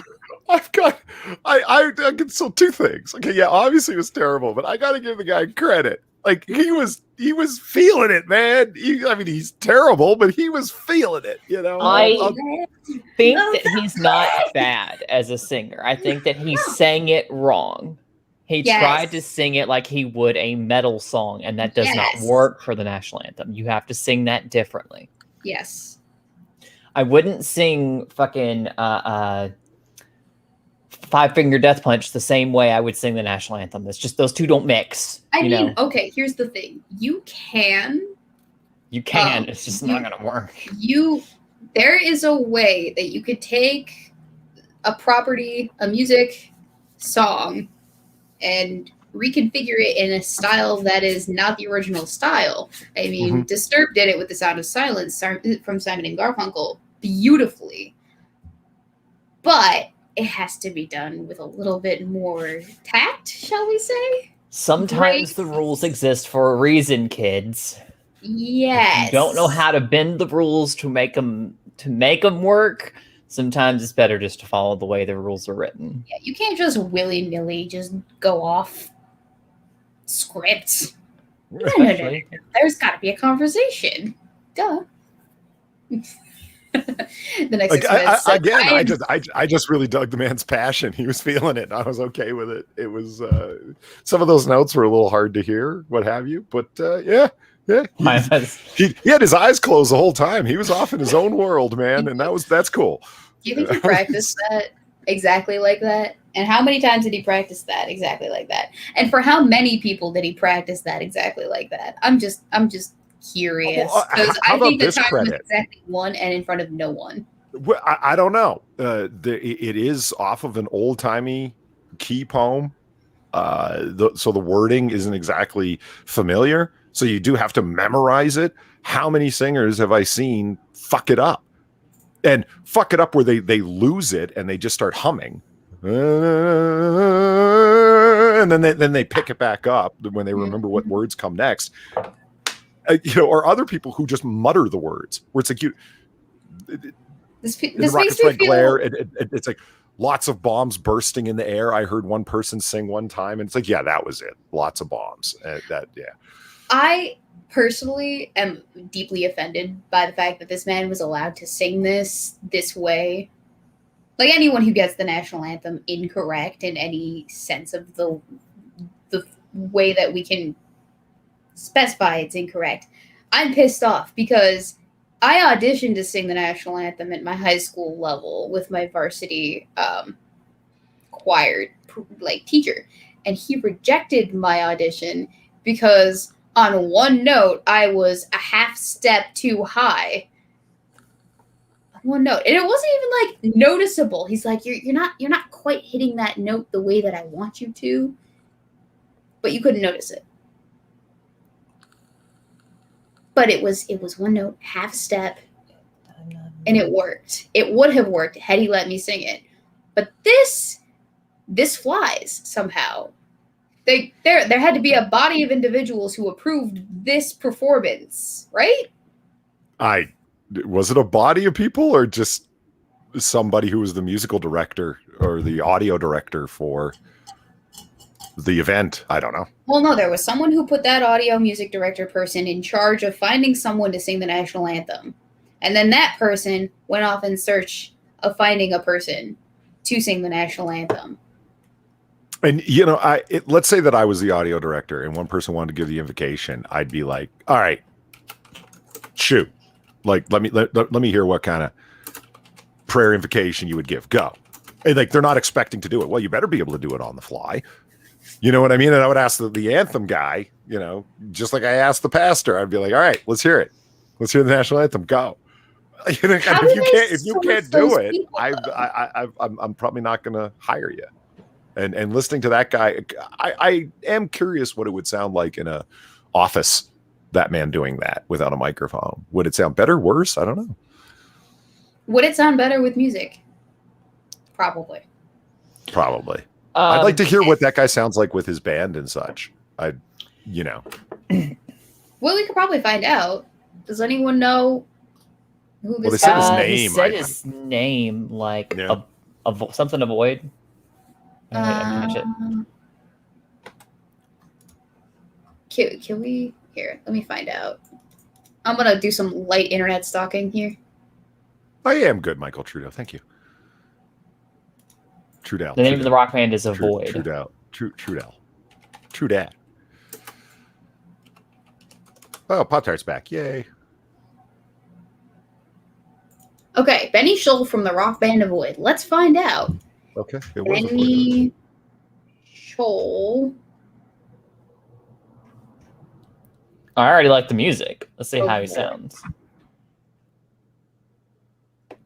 We got 3 of our friends streaming against us right now. My God. How dare they? These ignorant sluts. They know nothing.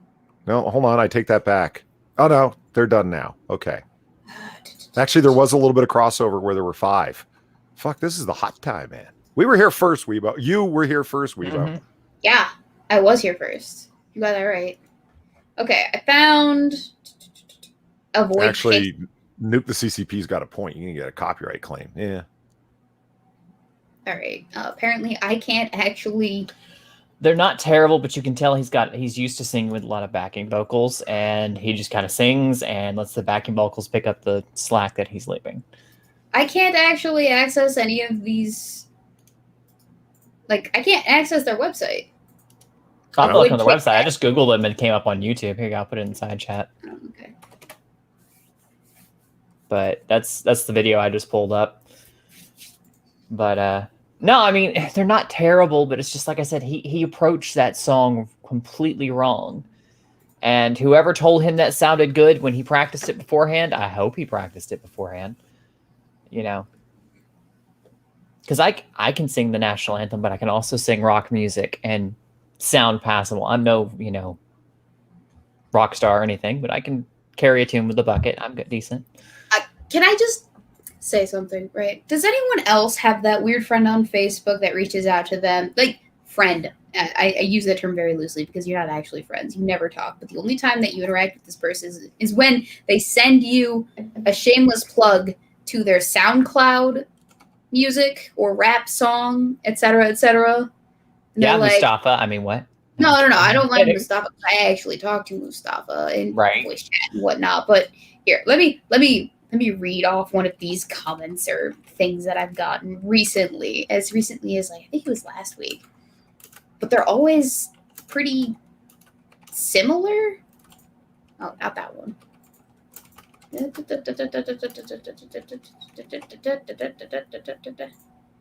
Hey, not trying to bother you, just trying to promote my new song that just dropped. If you got any time to listen to it real quick, I'd really appreciate it if it's not all cool, just trying to get my music out there. That's my thing when it comes to people who share their content but don't ever interact with you. And it's like, okay, it's one thing if it's like, I have a shilling channel in my Discord, drop your shit there. If somebody's interested, they'll check it out, But it's entirely another when you message somebody directly to send them something, but you haven't talked to them in forever. Just like, come on. Or ever. I don't even know who this guy is. I don't even know why we're friends on Facebook. We've no chat history aside from the 2 times that he shamelessly shilled to me. Yeah. Yeah, like, but this thing called a friend, Cannibalistic Wizard asks exactly. Like, who are those people that you talk into your basement and then eat, Mm-hmm. Most of us don't eat them, and therefore they stick around for whatever reason. Yeah. But he's a cannibal. I figure that's what he's doing. He's just making friends with people and eating them. So. Huh. I saw Hannibal. I know how that story ends. Dangling with your guts hanging out outside of a Italian library? How'd you know I saw that episode recently? Oh, they actually did that in the series too? I thought you were talking about the movie Hannibal. Oh no, they actually did that in the series. The Italian detective was like launched out of the second story roof of a library with his guts. Well, he was So he slashed him across his stomach and then chucked him out a window, and the momentum sent his guts spiraling to the ground. That's how they did it. I can't believe they recreated that whole thing for the series. Yeah. When the movie had already done it. Okay. Well, they did a lot. Like, so they did everything regarding what's his face, Hobbs. They did everything with Mason Berger. Oh God, really? Yeah, they did. Oof. We saw everything. And then the third season followed the Tooth Fairy / the Great Red Dragon storyline. Okay. So they touched on, I think, was it all of the books or just most of the important storylines? I mean, I do guess if it's in the, I've never read the book, so I mean, if it's in the books, it would be, of course they did it. It would be like redoing a Shakespeare. Of course you did what's in it, you know? Yeah. So how is the series anyway? So I finished it, and after having finished it, I gotta say, the imagery was okay. So I don't want to say the imagery was great, because then I'd be complimenting them for the blood and gore shenanigans as well as everything else. But they really made an effort to deliver on the imagery. How's that? Is that better? I think that's better. That makes sense. But the blood and gore was great. Yeah. Well, yeah, the blood and gore was great. I think the reason why I watched the series all the way through wasn't because I'm super into blood and gore and guts and whatnot. It's the psychological phenomenon of the anticipation of being mortified by something. You know, the anticipation of something bad's going to happen, something bad's going to happen. That feeling that I'm attracted to in my content. The build up is the most important part of a story for me, because it's most of it. But if you're anticipating a thing going to happen and it's effective, that means it's a good stories. But this TV show did that really well. So it wasn't so much the gore that I was, there for, but that anticipation factor. The other thing that I will say is that some of the dialogue I noticed was a little bit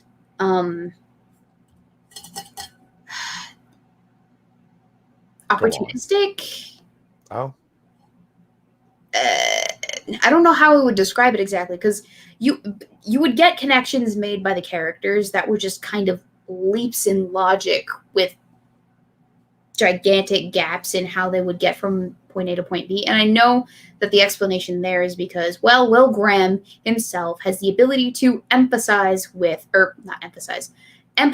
with serial killers in a way that no one else can. And so therefore, because he can get into the head of these people, he can determine their logic and reasoning. And I don't feel like they built enough off of the logic and reasoning leaps that he would make to get to where it was, because they in the first season they made a point of saying, well, he just follows the evidence and that helps him get into the mindset of the serial killer. And I'm like, okay, so but describe what the evidence is. And they started to wean away from that and they went further into the series, and they moved more towards the Hannibal Will Graham relationship that they were trying to build. And it felt like they were trying to convince you that Will Graham was losing himself in this job that he'd been doing, where he put himself in the mind of the serial killer, and that he was turning into a psychopath or sociopath the whole time. And they used the Hannibal Will relationship to kind of emphasize that effect and make it seem like that was more important than I think the original story was making it out to be. Excuse me. Gesundheit. Yeah, a lot of the things that I usually like about cop dramas and thrillers kind of was lacking, because it was more the gory horror anticipation aspect. It was more the dialogue that focused on psychoanalyzing each character and why they were doing things and how they were going to do those things and what they were going to do next. And it was more of a psychological thriller than it was a crime thriller, in my perspective. That makes sense. Mm-hmm. So I didn't enjoy it as much as I think I would have if they had done a few tweaks. But I did enjoy it. And I like the fact that it had an actual ending as opposed to those TV shows that just kind of end abruptly. You know, I mean, no ending in the sense that they like the story could continue, or no ending at all? No, because the story could continue, and it did in Silence of the Lambs, and we all know how the rest of the story plays out, et cetera, et cetera. But I mean, like, it felt like that conclusion made sense. I was satisfied with that ending. As opposed to, like, the 100, where I wasn't satisfied with the ending. So Rick just posted a video in my Discord and added you, me, all three of us, top 10 bad anthems, and I'm not willing to watch that video. No? You don't want to watch it? No. I like myself. I don't torture myself in that way. I don't follow cringe that much. Oh, Lord. Are you sure? This is You why don't Richard watch needs a pull-up bar that can hold a hell of a lot of weight. Know where I can get one? Only 4 minutes. Not particularly in terms of where you can get one, but if you need it to hold an extreme amount of weight, do not go with one of those ones that through threading and friction fit forces itself into the doorway. Screw it to the fucking support beams in the wall. You don't want to be that guy that the bar comes down on you. Yeah, don't get one of the ones that just pressure tension to the door frame, because that. Yeah, that's not going to do it. My the shower curtain rod in my bathroom is like that. It doesn't go through the tile or anything like that. Just the weight of the shower curtain brought that piece of shit down. Same. Rough. I've actually been wrestling with mine for the past week because it keeps falling down. Dana Fullman asked, best book to movie adaptation. Go. It's a good question, actually. Book to movie? Yeah. Oh, Twilight. I rather enjoyed the Lord of the Rings adaptations. Yeah. I just finished Two Towers. I'm on the third one as we speak. And I gotta say, I think that I like the movies better than I like the books. I think that it's a fair adaptation. I might get a lot of shit for that. No idea. I'm not reading the books. From what I've heard, it's not I'm opposed to it. It's just, I got a lot of other stuff to read. Just not going to go there. Seen the movies once, and that was good enough for me. I didn't hate them, but they didn't enthrall me. Did you watch The Hobbits? I did not watch The Hobbits. The Hobbits is all of them. Did you watch The Hobbits? I did watch The Hobbits. I watched the first one. Oh, you're talking about for your movie time. My bad. Unless you're just talking about the movie in general. I'll shut up. No, I was just asking you, did you watch The Hobbits? Like any of the Hobbit movies?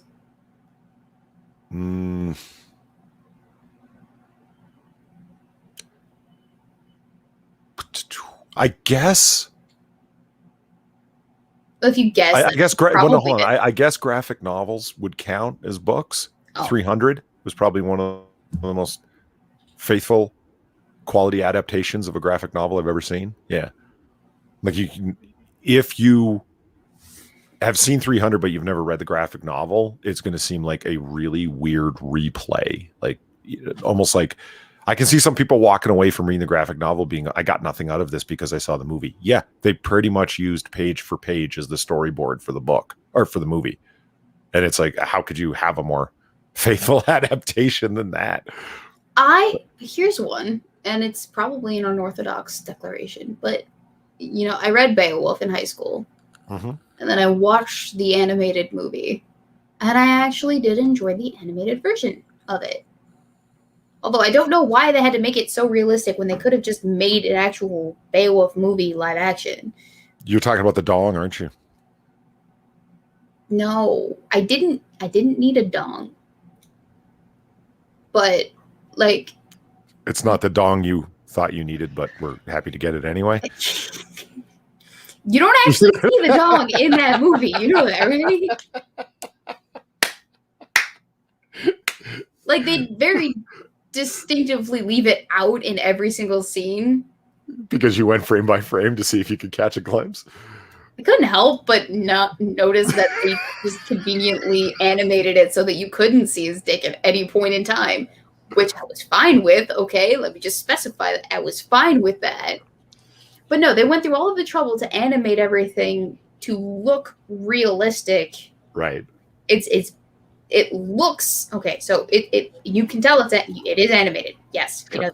But it's with very realistic animation. I'm not gonna lie.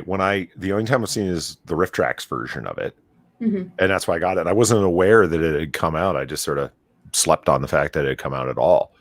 And so anyway, I'm watching, and it did take me. I'm like, it looks weird.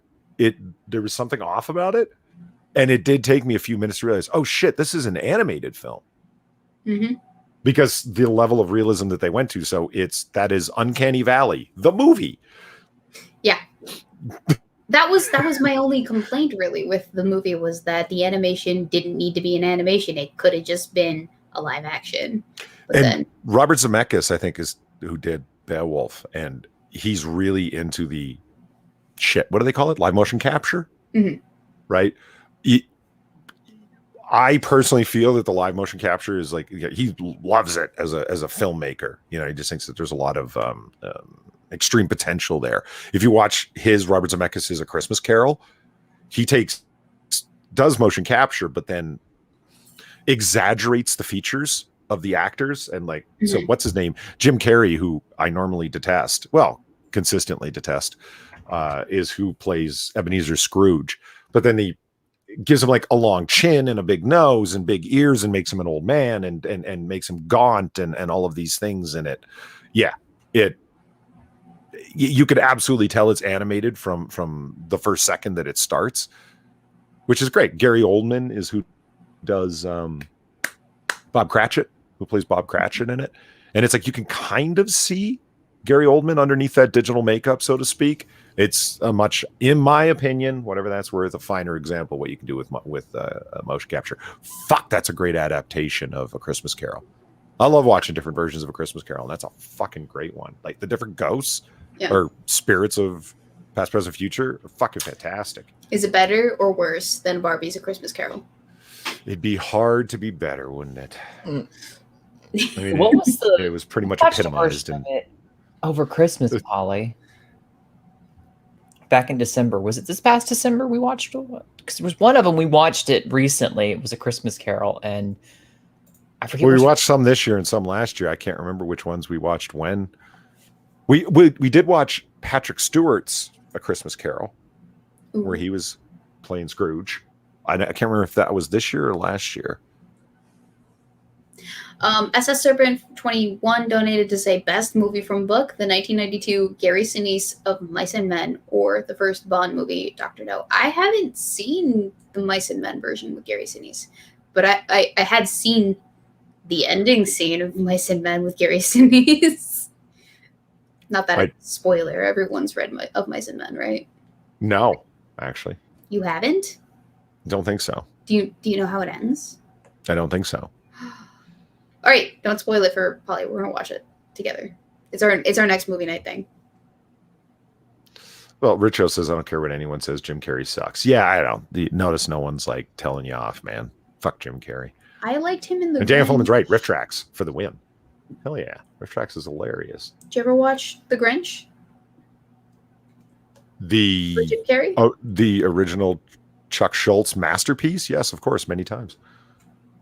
That's not the one with Jim Carrey, is it? No, I can't. I can't. I watched a bit of it and I turned it off. I'm like, this is retarded. I know you're not supposed to use the R word, but this is stupid. I use the R word all the time. It's fine. I thought it was great, but it also came out when I was a kid, so I have a lot of nostalgia surrounding that movie. Oh yeah. For many years, it was that go-to Christmas movie, along with It's a Wonderful Life, Polar Express, and Snowball Express, and Christmas Vacation. Like those 5 movies, top 5 movies that we watched every single holiday season. Christmas Vacation, yeah, The Wonderful Life, absolutely. I mean, nostalgia counts for a lot. I mean, if it's what you enjoyed, you're in the same boat as Zelthor is with Attack of the Clones. He can't bring himself to admit that it sucks balls because that's how he came to Star Wars. Poor bastard. So I find the prequels to be charming, all things considered. I don't hate them. I like Sith. I do. Yeah. Phantom Menace, sans Jar Jar, and some of the little kids' lines is, yeah, I find it charming and interesting. I like a lot of the look of it and etc. I don't think it's as bad as a lot of people say. Clones is pretty fucking bad, man. It's hard to try and be generous with clones. It really kind of is as bad as people say. In terms of its flaws and mistakes and lost opportunities. Really, that's more the thing that I come across with the prequels. I don't like to beat up on them because it's a little overdone. It's more the lost opportunities, and the Disney films are like the greatest example of lost opportunities ever known. Mm-hmm. Well, I was going to say, the funny part is that since the Disney ones came out, nobody beats up on the prequels anymore. They're just like, you know what? We prefer the prequels. They weren't great, but at least they weren't this trash. So. The thing that I liked the most about the prequels was the different worlds that they were visiting and the alien life that they were exhibiting and the way that Star Wars, the culture behind this entire galactic existence, was. I think it in terms of world building, the prequels deliver immensely on the Star Wars universe, and I appreciate that.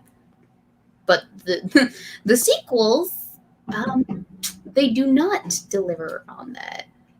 Yeah. In that department, the Disney movies specifically, they don't do any of that for me. They don't build on anything of that for me. I am actually in the middle of watching Star Wars Clone Wars, the animated series. So how's that going? It's good. I actually, it's like the prequels but better. I appreciate the world building that TV show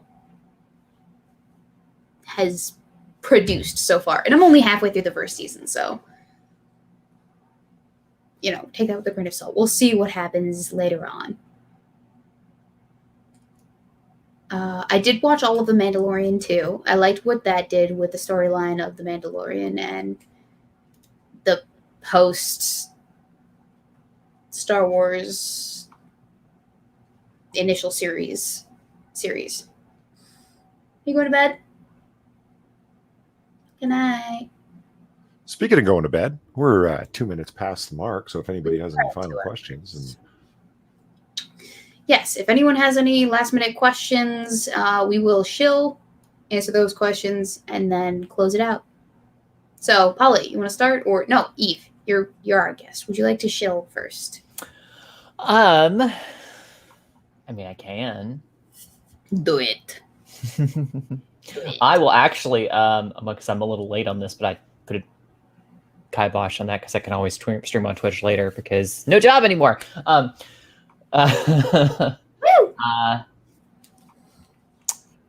will be over on Twitch right after this. Going to be playing some American McGee's Alice, which was really fun last time. Was it last week? Week before? The week before we played it. It was a lot of fun, classic video game, as well as you can find me on Saturdays at 4 p.m. Central, 5 p.m. Eastern on S&M Say No More.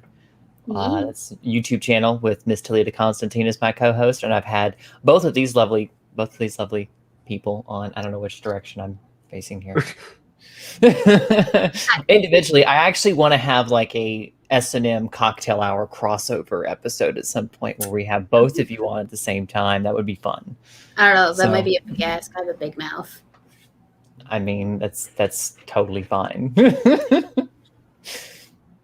But we just celebrated our 1 year anniversary on the show. Not yesterday, but week before. So, sorry. And I'm totally professional, kids. Totally professional. 100%, 100%. Yep, totally. Polly, your turn, I believe. There's a link to my channel. Don't watch what's going on over there. It'll rot your brain. It's trash. Yep. Total. You should totally go. It's terrible, terrible stuff. Terrible stuff. And it's linked in the description. It's also linked in the description. Yeah. It's there's that noir bar fuckery, that AAA garbage. Yeah. The occasional random video that the channel owner decides to crap out. It's a comic book curation where these three guys yammer. It's just don't watch it. So it's my turn. That's what we call anti-marketing. It's a new theory I have in promotion. Yeah, I'm sure it works wonders. So the only thing that I definitely have coming up this week is the Friday side quest episode, which you can totally check out over on Magog of Morscar live streams, where I play the nameless thief, the one and only pirate queen of all of the seas. And then I am working on videos.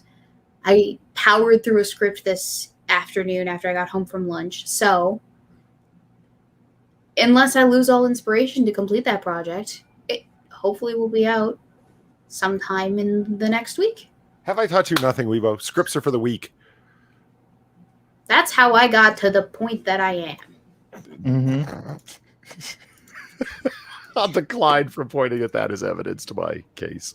Daniel Pullman asks, in relation to things that I'm shilling, Weebo, is the variety show still a thing? You know what? I'm gonna work to make it happen this year. It's gonna be the Christmas special end of year shenanigans. Oh yeah, bobber that we do. I'm gonna make Christmas or Christmas in July. Christmas. Okay. The variety show will happen. It will be everything that I have talked about and more. I just have to line up guests and get them to commit to a talent of some sort or a thing that they want to display. I have to recruit people. I have to plan out shit. I have to MC, all of that jazz. But I believe in the variety show capability. I'm excited. I think it'll be a good time. Other than that, Michael Hatfield asked, do I have any noir bars planned? They're never planned. That's adorable. Are you doing one tonight? Tonight? I hadn't thought about it, honestly. Okay. I could, but I hadn't thought about it. It's one of those things of if you know, the earliest you could possibly expect Polly to have a noir bar planned is like earlier in that day. He might think, I think I'll do a noir bar tonight because I have a couple things I want to talk about, but that's the closest you're going to get. If you're looking like, does he plan to do it tomorrow? You won't get a straight answer out of him. Yeah, unless there's a particular reason for it. I mean, the last one I did, I think was last Friday. I can't remember. And that only happened because Sinatra just pushed me into it. He's like, you can do it, right? You're going to do it, right? You're going to do it, right? Like live on the air. And I'm like, yeah, I guess I am. Okay. He's like, good. All right. Well, tune into Polly's channel for Noir Bar. Lion really wants us to answer his question, and I have to go up and find it. And it's why are you gay? Question, damn it! Why are you gay? Because I like women. Women are better. I'm sorry. It's just how I'm wired. And then we're gonna have the show on this question from the next 6 minutes. Weebo Jones, have you checked Streamlabs? And I will go do that. He says, I just have to say, y'all have adorable kitties. Y'all have adorable kitties. Had to pick up my Floofy and pet her when I saw your baby on camera. I'm that kind of cat dad. Eve's puppers are super adorable too. Yeah. Oh, Evil One tweeted at me a big old cat. It's like a doggo kitty. It's like the largest domesticated cat. And he was playing fetch with it. It was great. I'm like, I want one of these cats, man. Look at that. It plays fetch with you and shit. Like that was awesome. Speaking of pets, Weebo, don't you think Polly needs a pet? He does need a pet. And might I recommend just like a cat? Yeah, cat. I usually say puppies, but puppies are needier. Cats will just basically like you can pet them when you want to, or they'll come to you when they want to be petted, and then they'll just fuck off and then be fine. Well, they're like you. They're low effort type of. I'm going away. I'm going out of town twice this week, and this would be a good example why. Like, I'd like a dog. I'd really like a beagle because those are the best dogs, in my opinion. But they're especially beagles are extremely needy. Like, you can't just like fuck off on them. And like this week will be an example. I'm going out of town twice, and I might be staying over. I don't know. I have to think about it. Yep. But what's her name? I'm just kidding. what's her name? The address, security number. Whoa. So like a cat would be a better idea for that. I could get one of them auto feeding machines and the cat could survive. You know what I mean? But it doesn't even make a difference because no pets by my rental agreement. So I don't know. Is there like a goldfish that can play fetch? Maybe if you train it. I just think you need something to cuddle you once in a while because Jesus Christ. You can get dour. You just need something that goes, it's okay, here. I love you. Like this little fuzzy one behind you. Yeah, I'm not going to deny that. But, you know, I've got my liquor bottles to cuddle. It's fine. Just like this one right here. She knows when I'm sad. And she comes over and says, Mom, I love you. All right. And now we're going to close out the stream. Cool. I have to go to the bathroom. So, ladies and gentlemen, boys and girls, robots, and lizard people of all different shapes and sizes, thank you so much for coming out tonight, enjoying the lovely stream between myself, Eve, and Polydub. We greatly appreciate your company, your donations, your likes, your shares, your comments, your subscribbles, and all that jazz. We deeply appreciate it. Go check out their channels. Check out whatever future content it is that I put out. And we'll be back here, same time, same place, same otter, same my face. I don't know if maybe we'll have Eve back. I don't know. Maybe. She's not. You never know. But we'll see you back here. Thanks for having me on. And enjoy the rest of your week, lads. Have a good night, all. Yay. Thank you for the donations. Yay. Thank you. Beep, beep.